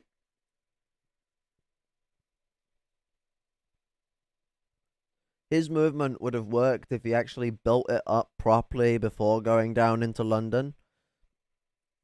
You know, if you're gonna go down south, London might be the richest city in the world at this point in time that we're talking about. We're talking about the 1920s. Oh, sorry, not 1920s. It was 30s or 40s, wasn't it? Sorry. But when his movement started, it was the 30s. He started his movement during a time where, while the Great Depression was still in, I believe, or maybe New York had just passed them, but I don't know about that. What he seems to fail to understand though is that it's very distinctly broken up. It's broken up into the sectors of London where they shove the working class people, and the sectors of London. I can't hear you. Oh, fuck's sake! It doesn't matter. Like that's a problem on your end. If you hear me, I can't hear you right now at all.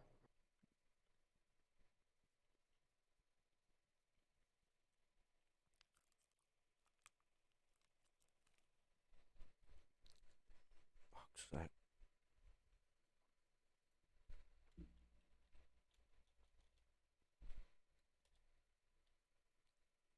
Fuck's sake.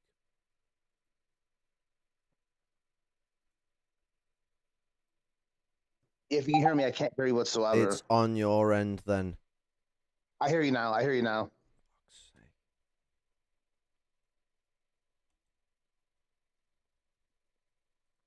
What the fuck was I on about? But mostly. Great Depression.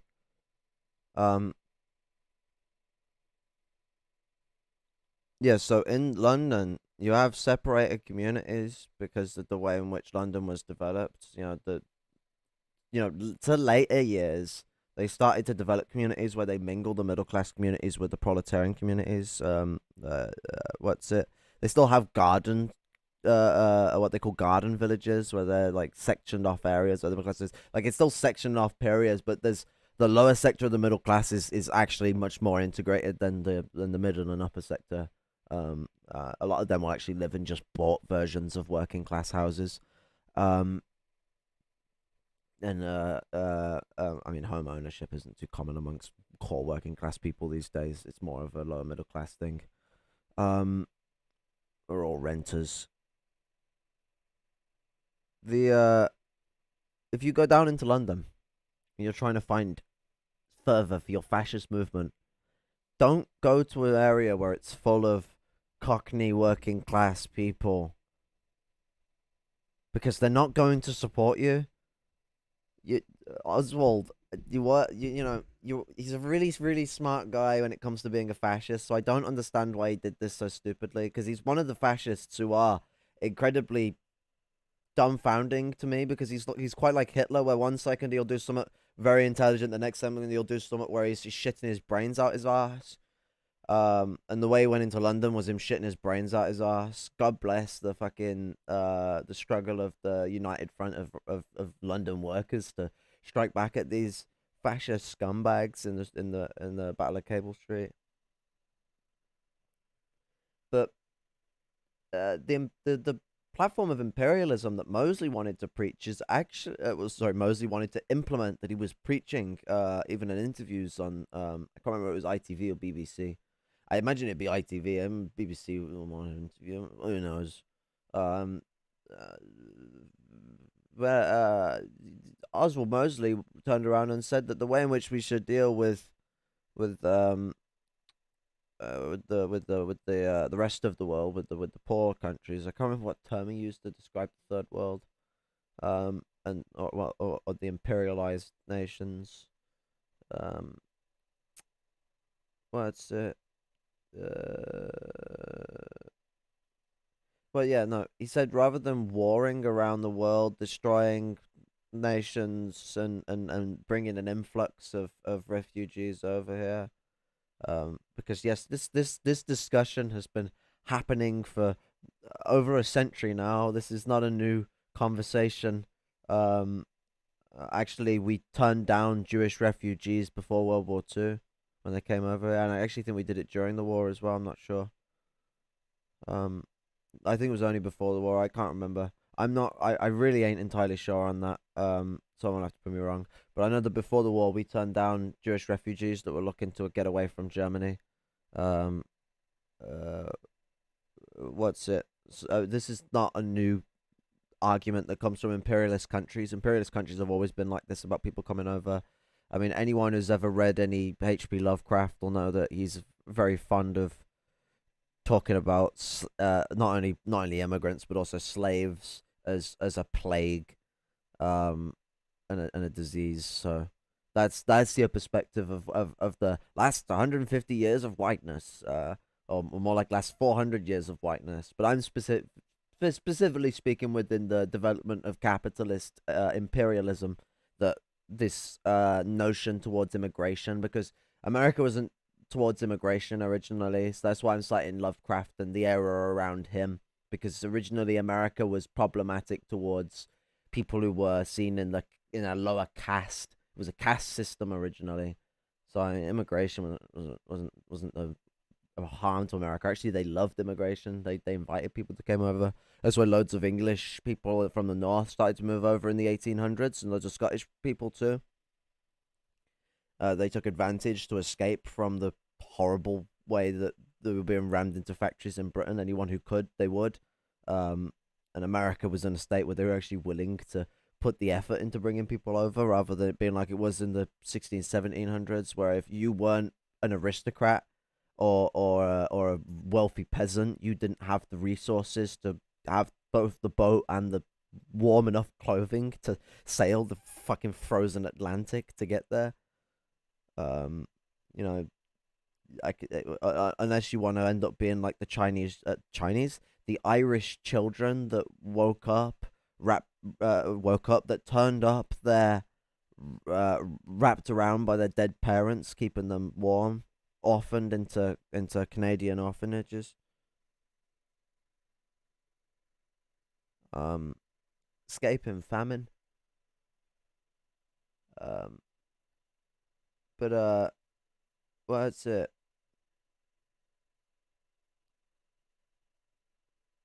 this seeing of the thing, the uh uh uh I've lost the original point of where I was getting at with oh yeah, Mosley. So yeah, Mosley's point regarding this is that you would stop the immigration from coming over. I get too caught up in tangents. It's my worst nightmare. Mosley's point is that if you stop that and you invested capital into building up their infrastructure around education and work, they would that you would stop that contradiction, and everything would be sound frosty chicken jack. And of course, he's not saying the whole caveat to this. It would encourage the capacity to keep a stable semblance of imperialistic production in the third world. It's a way of trying to stabilize the brutality of imperialism. I wouldn't say stabilize. I'm giving it too much credit. I think about how like neo-colonialism treated colonialism. It wasn't trying to make it nicer or better. It was just trying to clean up the mess, make it look less like a shitty thing. Like how Victorian humanism changed feudal colonialism into capitalist imperialism. It's the same shit. It's cleaning it up and modernizing it. Um, Feudalism to capitalism had a really interesting development where a lot of feudalism remained because it was the capitalists saw it as beneficial. The movement that they started didn't even succeed entirely in what it aimed to do. Um, it succeeded entirely in what it was going to do, but they always claim these lofty goals of everyone becoming this and that and the other, and I have to scratch this up as aims that they knew were lies, because no one in their right mind could believe a system of competition would make everyone a winner where they all own a bit of property. They all knew they were going to have a workforce. Even what's his name? Fucking Adam, the British cunt. He fucking even turned around and says that, like, it's not about like a liberal government's responsibility is to ensure that the workers are kept healthy and looked after and all this stuff like that. Fuck me. Don't tell that. Don't tell that to Caleb Mop, and he'll start fucking hailing the creator of liberalism as a fucking communist next. You know, he seems to like to do that with Lincoln. Oh no, a Bonapartist. Let's just be honest that we are hailing people who's a Mussolini type figure. Um, you know, um, this guy uh suggests this like lofty idea in the Enlightenment period in his poetic language, where he's like, "Oh yeah, everyone will own plot of land, this, that, rah, nah." But then he contradicts himself because he's like, "Okay, by principle, a government is organized to deal with the existence of workers." So there's two things here: either like you're absolutely full of shit, or you're full of shit, plus you also don't consider workers to clarify as people, so in your mind you don't feel like you're full of shit, Adam. But I think it's the former. The Enlightenment period is a big case of full of shit. I mean, it's where they manipulated a lot of history regarding the Middle Ages. Um,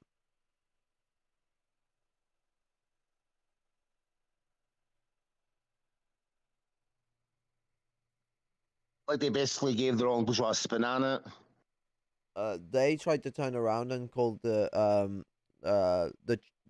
tried to like make this painted up history that not that the church of that day was having a problem with science, which it was, but that the church was always against science, and they've manipulated history to imply that even in the Dark Ages the church was anti-science. Kind of like similar to how Wahhabis act like Islam's anti-science, which is far from the case. Yeah, I mean, Islamic mysticism was heavily inspirational on modern scientific philosophy, the Oh, philosophy of definitely, using modern definitely. science. I believe at one time before the Mongols sacked Baghdad, Baghdad was the intellectual capital of the world. I believe at one point. Um, yeah. Before the start of the many crusades against Mesopotamia and the rest of the Middle East. Um, what's it? Baghdad was the capital of the world, but also uh, Cordoba, the Spain, I believe The too. Middle East had the best healthcare in the world at that time. When I was in secondary school, I did a thing in my second to last year called history of medicine. And it was this whole year long, um, or was it 2 year? I can't remember. I think it was a year long. I think it was the American West one that took up 2 years, and then it was a double course for medicine through time. So that was done in a 1 year period. I don't know. It's confusing. Um. Uh. But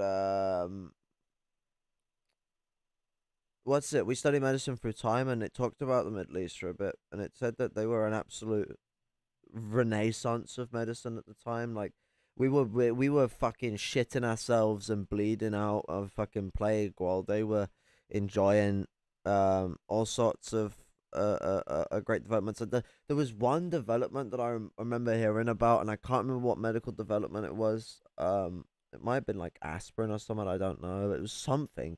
Probably wasn't aspirin. I don't know. I'm very terrible with medical names, especially with how Americans have confused everything by mixing brand names with actual medical names for drugs or the name of the drug. I don't know how to term what a drug name would be termed as drug name. There we go. But what's it? Um, they lost a lot of shit because of the way in which we went and sacked their country, and as per usual, imperialists like to burn the literature of things. I mean, everyone likes to talk about the sack of Rome, the sack of Rome. Oh, they burnt the Roman libraries.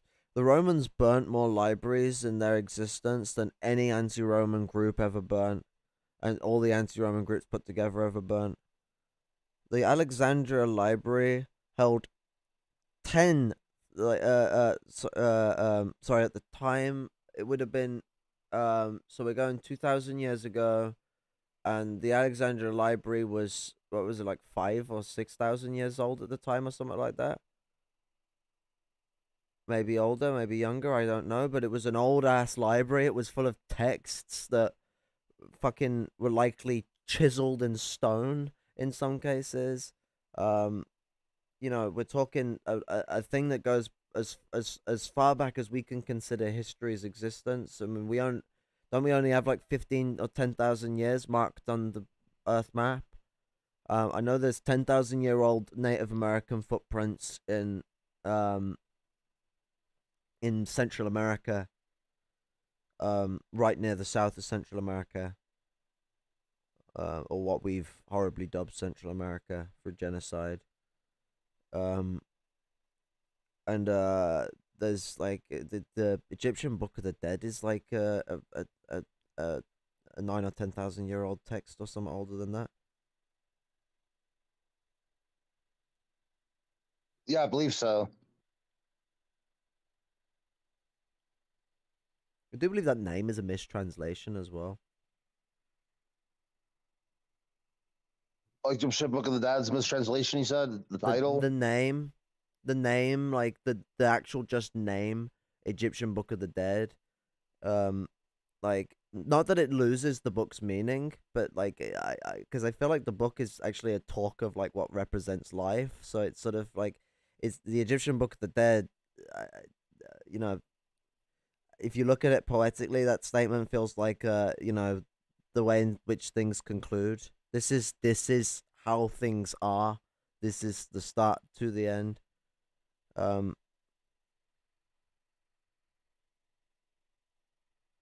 and the Bible didn't start the taking from the Egyptian Book of the Dead. That comes from just the Abrahamic faith in general. The Jewish people have a lot of shit that comes from that book. The what's it? The scrolls, the Dead Sea Scrolls.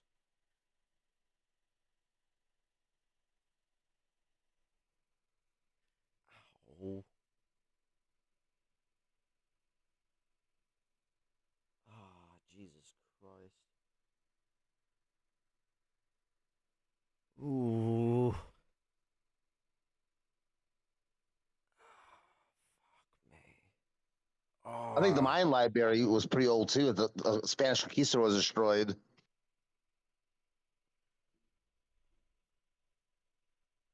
uh, yeah.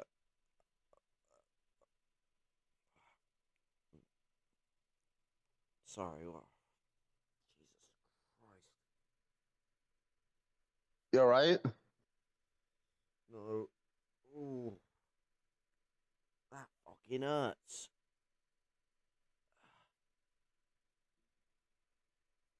You gotta love fucking. You gotta love this fucking country and its health system that functions like a dodgy American health insurance company, except we don't have to. We're not getting extorted with loads of money at the same time. That's just the one little caveat, but that's like turning around and telling fucking people who are slaves that they're not slaves because food is put on the table for them or some shit. It's like it doesn't really solve the issue. Like, yeah, you've took away like you're not starving them to death, but you're still whipping them and making them work on the fields. I'm not saying the two things are the same. Before some white middle class people try and get outraged because I said something that was worse than my position to make a point. Um, what I'm really showing is actually a problem that whiteism shows, because white people were the same people who did that shit.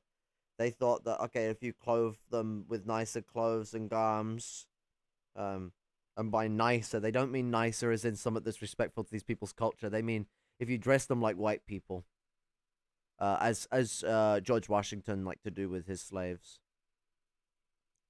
and you let them eat posh people food, or even just food that isn't crappy bits of fucking oat or grain that's been mixed up with who knows fucking what to make glop and given to them, and told it's some form of fucking food. They're getting some that's actually deemed edible, anything like that. And then these people will look at shit like that and be like, okay, well, they'll try and justify it, see it as meaningful because, oh, well, the people are making up for the fact of this. They're trying. It's what I'm getting at with functionalism again. This comes back to functionalism. They treat things like this naturalistic relationship. So a lot of people will do this with nations. People who live in nations that have social healthcare, or what used to be functional social healthcare, but now is dysfunctional social healthcare. Not entirely. It helps a lot of people, fucking a, but not properly, and it's crippled and it's struggling for money, and a lot of the sectors of it are selling out to the private insurance market. So and I think it's like 45% of the fucking NHS is or is it 35%? So either 35% or 45% of the NHS is controlled by a private enterprise. Um, and actually by technicality, the whole of it functions like a private enterprise anyway. So the NHS functions on a trust system, charitable trusts, those funky things where they're non-profit companies rather than being a state institution. So the NHS as a body is a state institution, yes, but the departments of the NHS are companies that belong to those state institutions, and those state institutions then have a right to market those trusts on the medical market and organize them around the most profitable and beneficial group to work with to get X, Y, and Z done, make business deals. And when you're in this situation, fucking A, you end up in positions like me where the first time I was thrown out of the hospital, the one where I was thrown out during the middle of literal hurricane fucking backblast, when we were getting hit by the backblast of the hurricane that hit America, and my phone was dead, so I had to stand in a telephone box because there was nowhere for me to go that had any cover from the elements. I tried sitting on a bus bench, and no, it was metal. I sucked the heat out of me.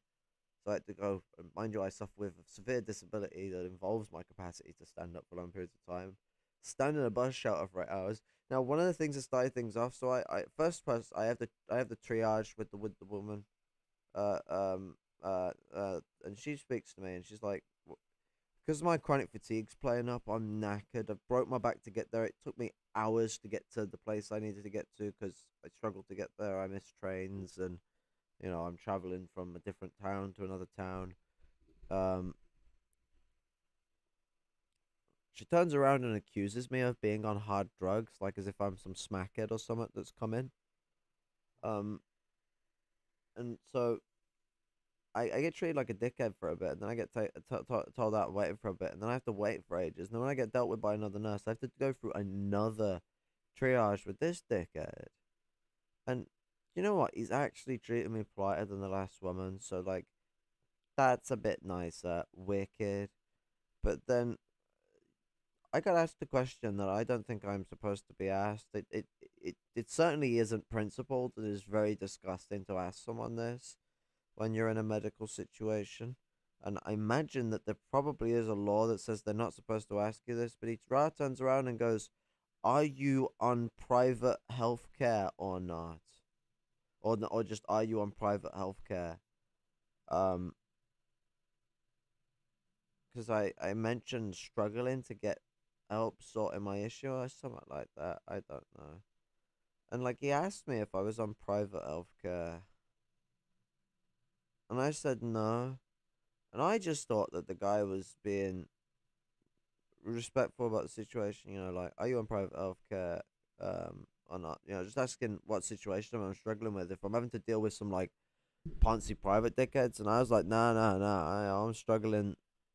I'm struggling on my ass. I ain't got the money for, I ain't got the money for private health care. And after I said I ain't got the money for private health care, the guy treated me absolutely off. Asked me to explain my issue, and I start from what's easy to explain before I get to what's hard to explain, because I suffer with generalized anxiety disorder. I struggle with opening up about things, so it's easy for me to talk about the bowel damage that has been caused by the use of tramadol during my injury than it is for me to talk about my injury. So I start with that, and when I'm just about to start to talk about my injury, well, actually, I just started mentioning it, I get stopped, and I get this like I get gaslit on why I'm even there. Like I get treated like I'm not even explaining the situation before I'm even most of the way through it. And I gaslight and I respond to it, and I'm like, if you let me fucking finish, I'll get to that. And then I got threatened of being removed for swearing, so I told him not to be an absolute bitch about it. Like I ain't taking that. I'm dealing with stressful shit, and I got some guy being a bitch because I used the word fucking after he disrespected me and gaslit me. Gaslighting is a tactic used by people when they want to get a rise out of someone so they can get rid of them. So it really makes me feel they just wanted to find a way to get me in an antsy position. See if I'll get antsy about being asked about being private healthcare. See if I get antsy if I get pressed on this button, pressed on that button, or just see if I'm. Maybe the private healthcare question was to just see if I'm poor so they can judge me as someone who is seen as some sort of smackhead.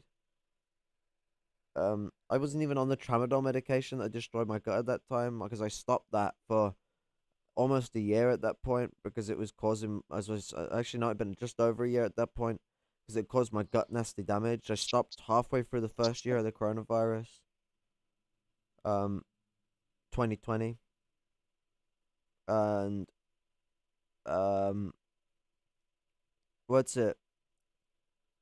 I was being treated like an utter wanker. Um, and so he might have just been seeing if I was like, treat me like a dick in that regard. But after that, he treated like a dickhead. I got thrown out by security, literally thrown out and thrown across the car park, and then stranded out in the hurricane winds. Second time I got gaslit, and funnily enough, gaslit again. So the premise to the whole thing is that I've had the injury for 4 to 5 years, and I've been dealing with the GP with this for about 3 years. Well, I started with the GP. I've been on waiting lists for even greater things than the GP for this for 3 years, but nonetheless, that's the premise. That's the thing I told the receptionist. It's the thing the fucking receptionist wrote down, and I have faith in that receptionist. She was blessed. She did a lot of good stuff for people, not just myself, in regards to while I was there. Especially with helping this one old man who I was trying to help out with as well, because his taxi driver essentially fucked off because he couldn't get down to the path quick enough because he has with the condition with the condition he suffers really bad in the cold. It can cause him to have it can cause his heart to fail and um because he needs to be on an oxygen machine to breathe. Um uh But yeah, no. So on the premise of the discussion of when I go in there, on my thing it says that I've been dealing with this with the NHS for 3 years. But the thing I'm gaslit on, once again, while I'm halfway through my explanation, not even got to the worst of it. Which, if you're following the Hippocratic Oath, you would listen to the whole of what someone has to say when they're describing medical problems, so you can assess the core critical issues. Um, I get stopped and gaslit on whether I've dealt with the GP on this. Actually, they worded it in a very agitative fashion. They said, "Isn't this something that a GP should be dealing with?"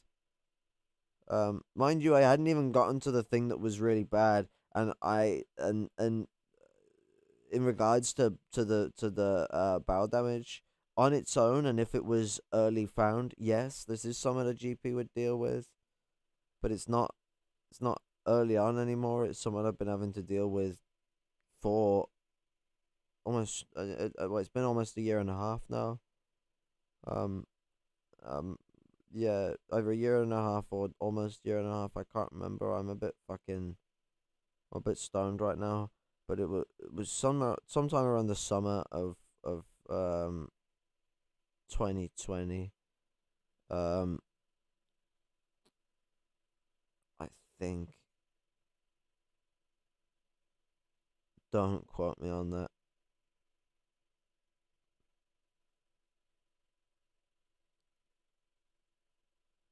Maybe, maybe. Maybe it was, maybe it wasn't. Sorry, I'm just recollecting myself.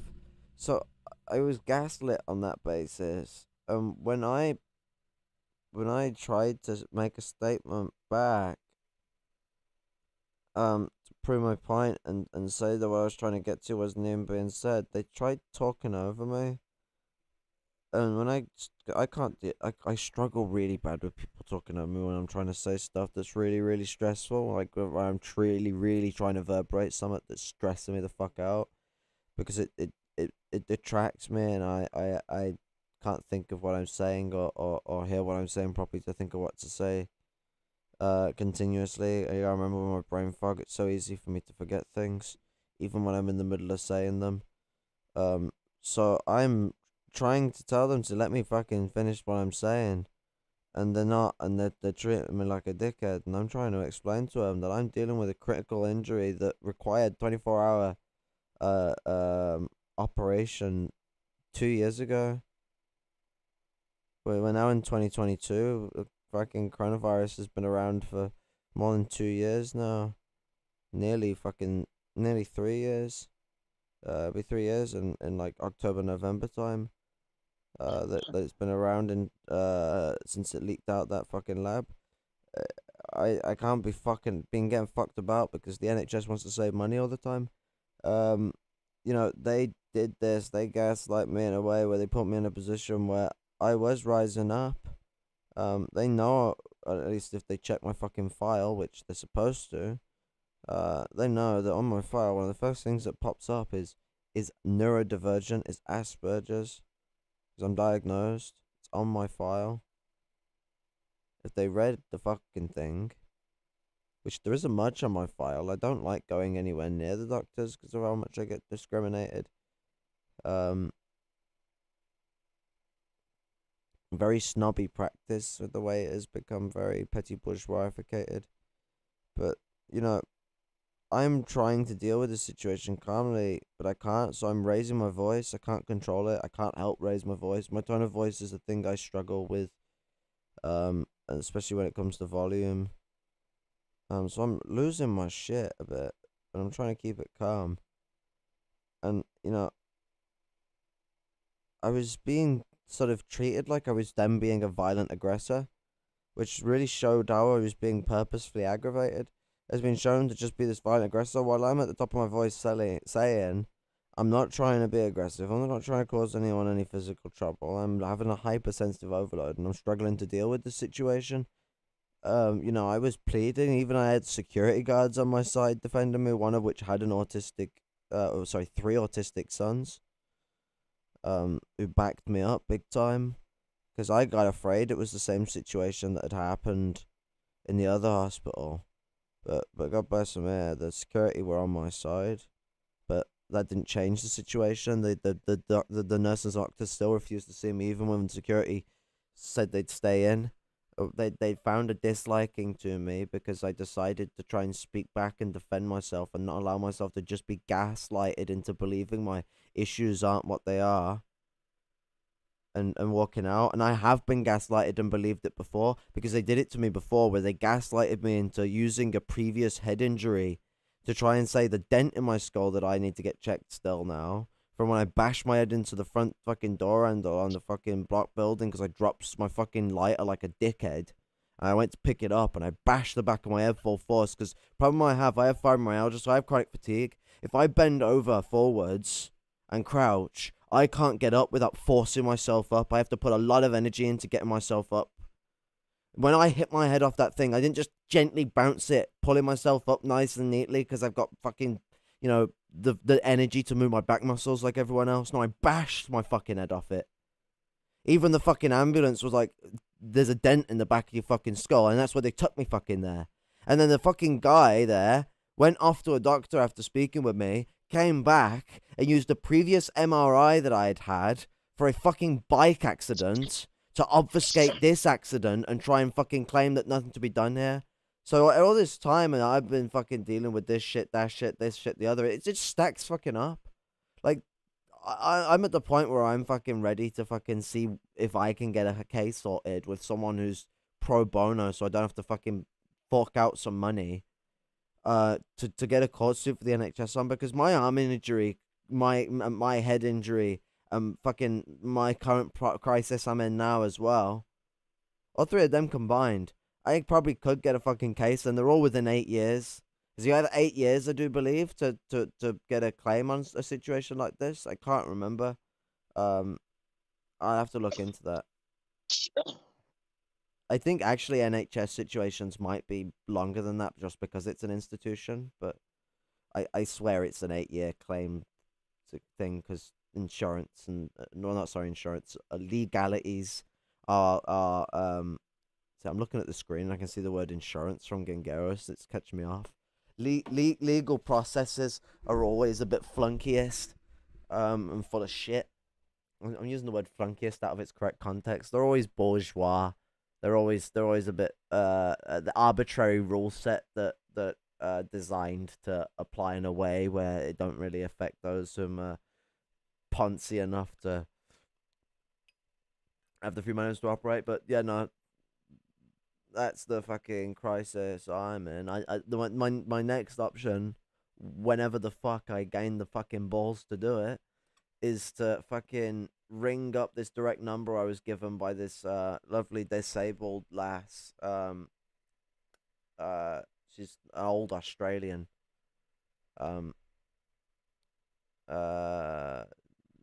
Lives just up road, just up road from me.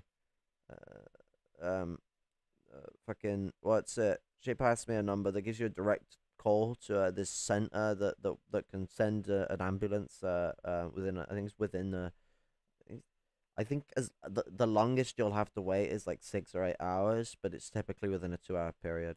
And to be honest, I'm not even frowning on them. Like, the NHS is being ran like a business, and this heavily affects the ambulance shit, because they're concentrating hospitals to specific areas, and so ambulances are either working out of really small ambulance depots or are working out of hospitals that are really far away. But even still, regardless if they're working out of those smaller ambulance depots, they've still got to go to the further away hospitals to get people to the hospital. So they're in a situation where they're understaffed, and I mean, there's also the issue of bourgeoisification and how in which they mistreat drug addicts, for example. I mean, they let people who are overdosing overdose. They just stand and watch them die. Not an uncommon practice in here or America, or any capitalist nation, Russia included, just in case anyone thinks that they're all of a sudden specially exempt from the discrimination and mistreatment of drug addicts is a commonplace in the world of capitalism. But nonetheless, I'm one of those types of people where I would rather a number where I can call it and would have to wait a little while then call the one where I'm going to be pressuring them to come as soon as possible. Even if I need them as quick as possible. I mean, I've already waited this out. How many times would it be to let me divide how many hours are there in 2 years?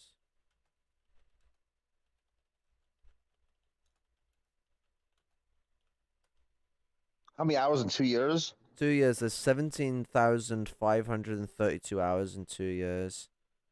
So let me bring up a calculator.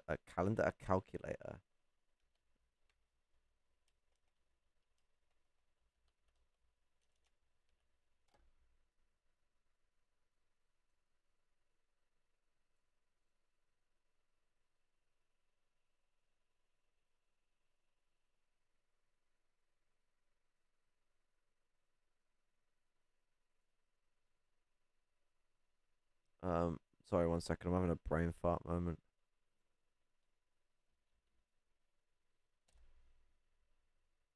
Calculator. 17,532 divided by 24. I'm only covering 2 years when it should technically be longer, but I'm being nice to myself. So I've already pushed this 730 times past the threshold I should have. So waiting 8 hours when, doing that may actually save someone's life who probably doesn't have 730 times the period to injure themselves, because the thing I'm doing, while it can cause, while the injury I'm dealing with can cause heart attacks and shit like that, that's in the severest of cases that things go horribly wrong. And I'm not, I'm not someone who's just going to let things get horribly wrong because I'm avoiding going to hospital because of my fight or flight. I'm going to try and manage the situation as I have been. So I'm one of them people who feel that I'm not going to fucking all of a sudden lose all of the understanding that I've taken to keep myself safe while managing an issue. Because the original thing that fighted me off was during the start of the coronavirus, and for the most part of it, and even now it still shits me up, is that the coronavirus is something I'm high risk to. I have an autoimmune condition. My thyroid is dysfunctional. Um, you know, uh, I I had to deal with the fact that if I went into the hospital, I would not fucking what's it? Um, if I went into the hospital, I would risk getting myself killed. That was the oh shiza. That was the preliminary issue that bestoked me in the fucking issue regarding the NHS. Um and then because that was enforcing already a problem I was having with flighting, because basically I went to a hospital that didn't have the doctors I needed, because that's how fucked the NHS these days is. They don't even have all the staff they need at certain hospitals. So I was directed to two different hospitals that were out of my reach, so I didn't go. For ages, I flighted again. I went back home. I used all of my money to get there at that point in time, so I flighted. I waited almost a year again before I even actually no, it was over a year. I waited from because this happened in the coronavirus, the time where I was actually told where I needed to go, it happened somewhere in the mid to late summer, I think, or maybe it was just as just as autumn was dawning, so September, October time. And then I left it um yeah, because it was either just before or just after my dad's birthday. Um I left it for a time.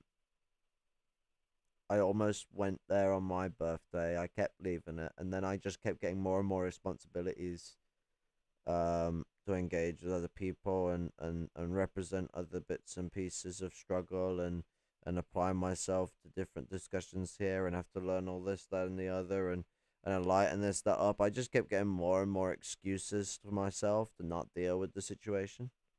Because dissociation, DID is a great fucking thing, especially when the DID that you have comes from. So it's the DID is a group of disorders, and I suffer with borderline personality. Not, sorry, bipolar. I fucking hate dyslexia.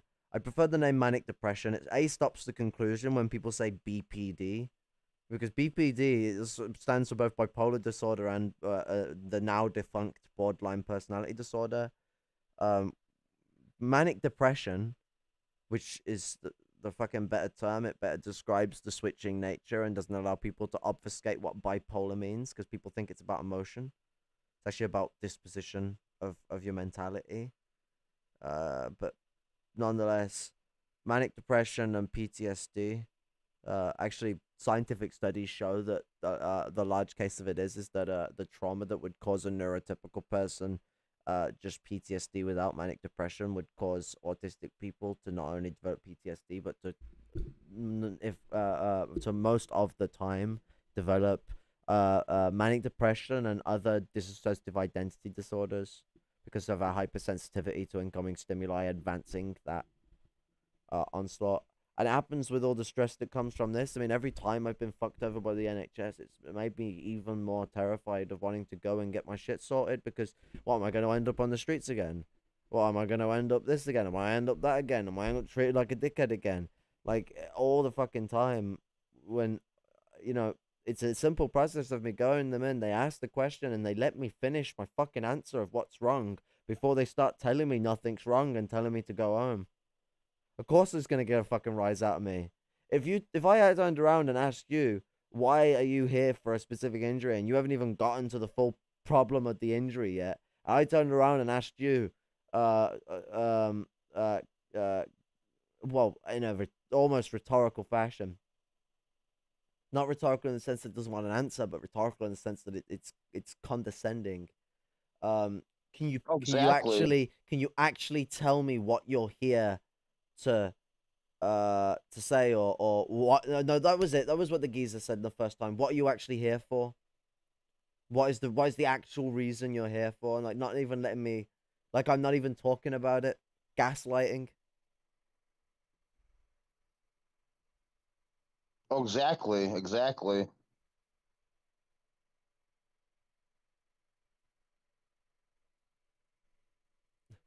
It's more like, excuse me, sir, Dugan is progressive, Muffin Man. And then he's like, oh yeah, but the Russian conservative Gengaris. What Muffin Man would say about that is that it's like a leftover of Soviet conservatism, because Stalin was not a big fan of the gays.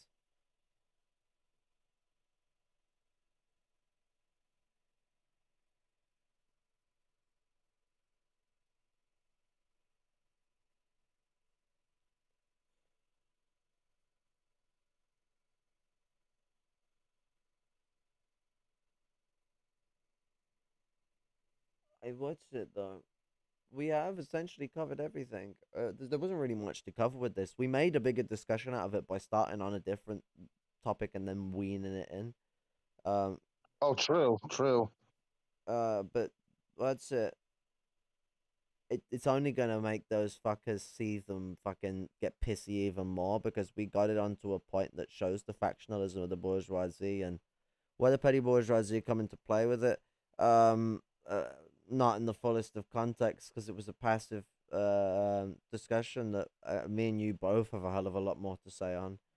But um, we said everything that was really needed to be said about the Nazis in the DPR from this sort of limited perspective. There's obviously more to be uncovered and spoken about, but just within this image, it shows the very stark contradiction that no, this isn't like some like anti-imperialist, anti-fascist move.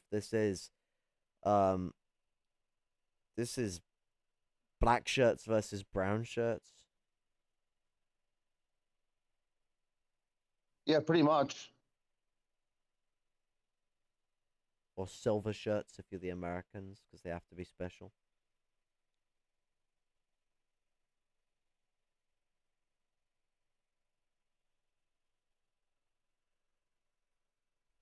But people need to keep their eyes open, especially the good comrades who keep sending me these different articles and Twitter posts and other stuff like that that show that that show the situation for what it is, or at least allow for a peek at a different perspective to consolidate a wider perspective. Of course, not everything and anything I'm always going to be shown is going to be the fucking bare knuckle truth. But I'm never going to know what the truth is if I don't have that and the other information.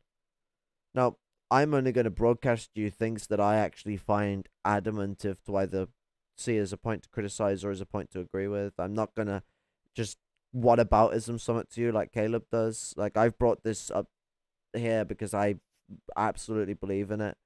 And you know what? That's why people bring things up. So when people ever bring something up to you and then whataboutism it and don't take it, they don't take an actual critique of it. They analyze it, they detail it, but don't critique it. That is not the same as someone who doesn't know.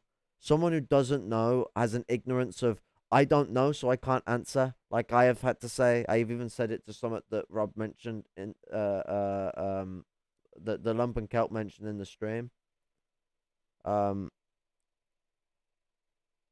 Nailed it. What's it? Uh, you know, what was I saying?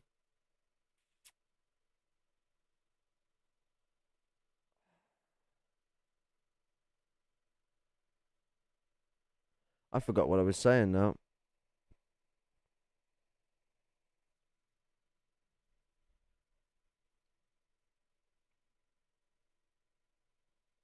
Oh yeah, what's it? You accepting when you don't know someone in a situation. I had to do it in regards to a discussion that we were on about when Caleb talks about something and he says he doesn't know. That is an ignorance by chance of I don't know that thing. I don't know this. I didn't learn about that. It's ignorance of choice. It's veined ignorance. And how ignorant is it? Well, it's not an ignorance based on not knowing mechanisms or intricacies or finer details. It's ignorance based off knowing those details and choosing to dissociate from them or choosing to utilize them in a fashion that is distinctly contradictory to the actual matter of the fact, or siding with matter of the fact that actually produces reactionary and fascistic principle. Regardless of the fact, he's using a veined form of ignorance.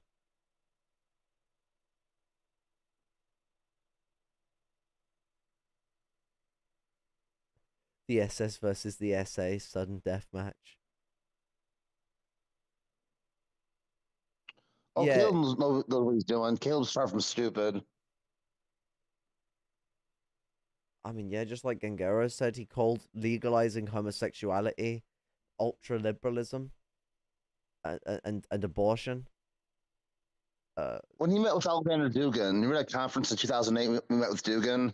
Yeah, Didn't he repeat the unfortunate old backward line that the international communist movement did have at one time about homosexuality being a bourgeois deviance? yes, he And did. Dugin nodded his head in agree. And Dugin didn't say nothing, but he nodded his head in agreement. Yeah, and Caleb didn't distinctify himself from that position, and also Caleb turned around and called, what's it? The basically green right activism for the planet and eco shit. He called it it was like left what was it? He called it like left fucking like he basically said it like it was like I can't remember what the word was, but it implied like it was a lie. Like it was something that was made up by the left wing of the first world. That's how he called it. Oh yeah, that was it. So it was part of the so it was degeneracy. He called it left wing degeneracy of the of the West. Um the idea so left wing degeneracy would have you telling would be telling you that the environment is falling to pieces and this that and the other, like fuck. And he spoke the word Hitler. He had to look around the audience to see if everyone is okay. I mean, what's it? I mean, at the end of Satan at the Fountainhead, he literally makes a quote that sounds like it came straight from Mein Kampf, where he's like, "Ah, yes, the, the, uh, the men, women, and children will learn the true enemy of the people across the world." And it sounds like he's just being lofty and anti-capitalist, but there's a thing. Read anything that's anti-capitalist from the past, and it will tell you specifically that we're against either the bourgeoisie, the king, the barons, the rulers, the people who are the class antagonists. You look at this, and it is all just fanciful language that is talking about a clique of an enemy, a clique, almost like a faction. It's not even fully condemning the bourgeois class, it's condemning factions in a book that talks about the Jews as a separate unit from the rest of the bourgeoisie. It's like someone told him, "Yo, you need to update the proclamations of the elders of Zion. You need to do you need to do part 2." But I want it to be inspired by Ayn Rand, but it needs to finish like Mein Kampf. Oh man, especially considering that the guy is a big Rooseveltian, and even he's been preaching Roosevelt as a socialist for ages, but now he's admitting Roosevelt isn't a socialist and is a Bonapartist. Well, why do you keep saying he did socialism in America to the people? He's like most fascists. He doesn't believe in fucking doing actual socialism. He believes in the concept of Prussian socialism, where it's a very imperial chauvinistic idea where everyone shuts the fuck up and does the fucking shit, otherwise they're betraying everyone. That's the way he believes it.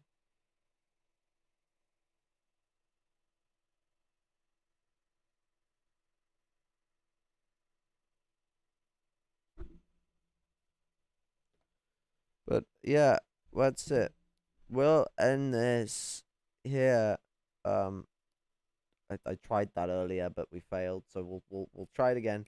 Um, no. We do the Bonapartism, and then we get to socialism. I'm not for the Chinese model personally. But yeah, no, we're ending this. We're cutting this here. It was great to engage with you on this issues, comrades. As always, it was great to have Lumpen Celt here as always, and get the motherfucker more involved with MRN because speak shit true, and Lumpen proletarian brothers have a right for the seat at the table more than any motherfucker in the first world. Um, you know, that's just the way it works. Um, so what's it? You'll see him constantly about. He's always gonna be about and have something to say. And I mean, we gotta uncover the fascists being more right about China than the communists, and more mop and watch. But this time, it'll be Red Brown Edition 2. They may have taken down the Be Liberal lot sucking off Cultured Thug, which almost feels like they got the third positionist other Carl to purge his channel to cover tracks, because he's gone off the third position, and he was once a fascist and probably still holds fascistic principles, but just calls himself not third positionist anymore. He probably went to that crowd, wouldn't surprise me. The Be Liberal, mopping, and all those shitheads, a perfect type of environment for someone who was once a fascist to still be a fascist. You know what I mean? Know what I'm saying? So that's probably why that it was already scrubbed of most of the other streams, and they scrubbed them at that one and anything else. The whole channel's empty. What's it? And just came off to tickle my dick to fucking distract me and make things seem like they were going to be amicable and respectable. What's it? Because we've lost that video to really show the hilarity of these two supposedly Marxist Leninists just quite literally sucking off Culture Thug and Other Carl, agreeing with Culture Thug when he calls China corporatist. And when I say agreeing, I don't say he said yes. I do it because he conferred with him. He said a point that enlightens his point. So when Culture Thug says it's not Marxist anymore, I don't see it as a socialist country. um, or as a communist country or anything like that. It's truly Marxist. Rather than correcting him and trying to defend it as these people who love China, he turns around and goes, "Ah, yeah, that's very interesting. I was actually reading a article that was written by two Chinese economists who are critical of the system in China, and that they call the system corporatist." And he didn't confer. He didn't say after that he didn't confer forward and say, "Okay, I agree or disagree with the article." He just let that slide, and you know that that's hilarious. And it got even worse from that. It kept getting worse and worse to the point where he called Gentile a he just called him a utopian socialist. Now, yes, fascism took inspiration from petty bourgeois socialism, the utopian socialist movement, what Engels defined. But there's a difference. There's a slight difference. Fascists don't care for some of the things that these petty bourgeois socialists care about. Socialists do have this quasi they have this quasi understanding of reality that they use to justify how they function to keep their class position. So they will defend imperialism. They'll preach neo feudalism, but a lot of them are like these. They remind me of people like Nietzsche and other writers like that. Not the Nazi and the fascist Italian interpretation of Nietzsche. Nietzsche himself. These doomer-esque people where they don't have faith in true struggle, and but they see it. They do see a problem in the world, so they do these really crappy fixes that wouldn't help anyone other than the middle class. Well, when I say I wouldn't help anyone, they'd help people, the lower class people, to some degree, get help, but in the sense that it's going to oppress the third world. It's going to keep a massive underclass still because it has to support the system, especially if we're going to the industrialization period, which is where I'm talking about, where well, the 1800s, so the mid to late era of the industrialization period, um where liberalism is still more of a dominative force than fascism. Um, Neo feudalism has taken a very flunky form. Um, but it syndicalism is not innately fascist, but does have a lot of issues regarding its petty bourgeois influences in its early phases, as the modern anarchists of the lumpen proletariat have pointed out. Um, and it's the sort of same thing with how in which National Socialism derives itself from socialism. It not honestly, not as a continuation, not as a progression forward, but as a deviation, because that could happen when petty bourgeois people obfuscate the truth to push their own ideas. They obfuscate that foundry of reality. But also, one thing that we're going to be covering, which will be after I've done my fucking overly prolonged journey to can't even remember words, the hospital, is that we want to, we're going to be talking about things like tent city and other shit like that, getting into real homeless problems and lumpen proletarian problems in general. um Not just from my Anglo perspective. I may have been on the streets, but I'm only 23. But uh from the from the from the perspective of someone who has been lumpen proletariat for decades and has been lower class their entire life, like I have too, and has experienced being homeless multiple times, and has been cycled through that same palaver now. And that's lumpen Celt era. We'll be dropping that when I get back at some point. Um, and obviously much more. But yeah, told you I'd still take some time to end, but it only took 4 minutes to get. Well, it took 4 minutes with the second attempt, but red salute, motherfuckers. Uh, Remember to fucking stay frosty. Don't be a simp for fascists like these fucking pat socks are. Criticize, criticize, criticize. And then before I say the last goodbye and shut off, I'll let if he's still alive, Lumpen Skinhead say his piece. Yeah, red salute everybody. Right, salute people, respect, and I'll catch you all later. Peace.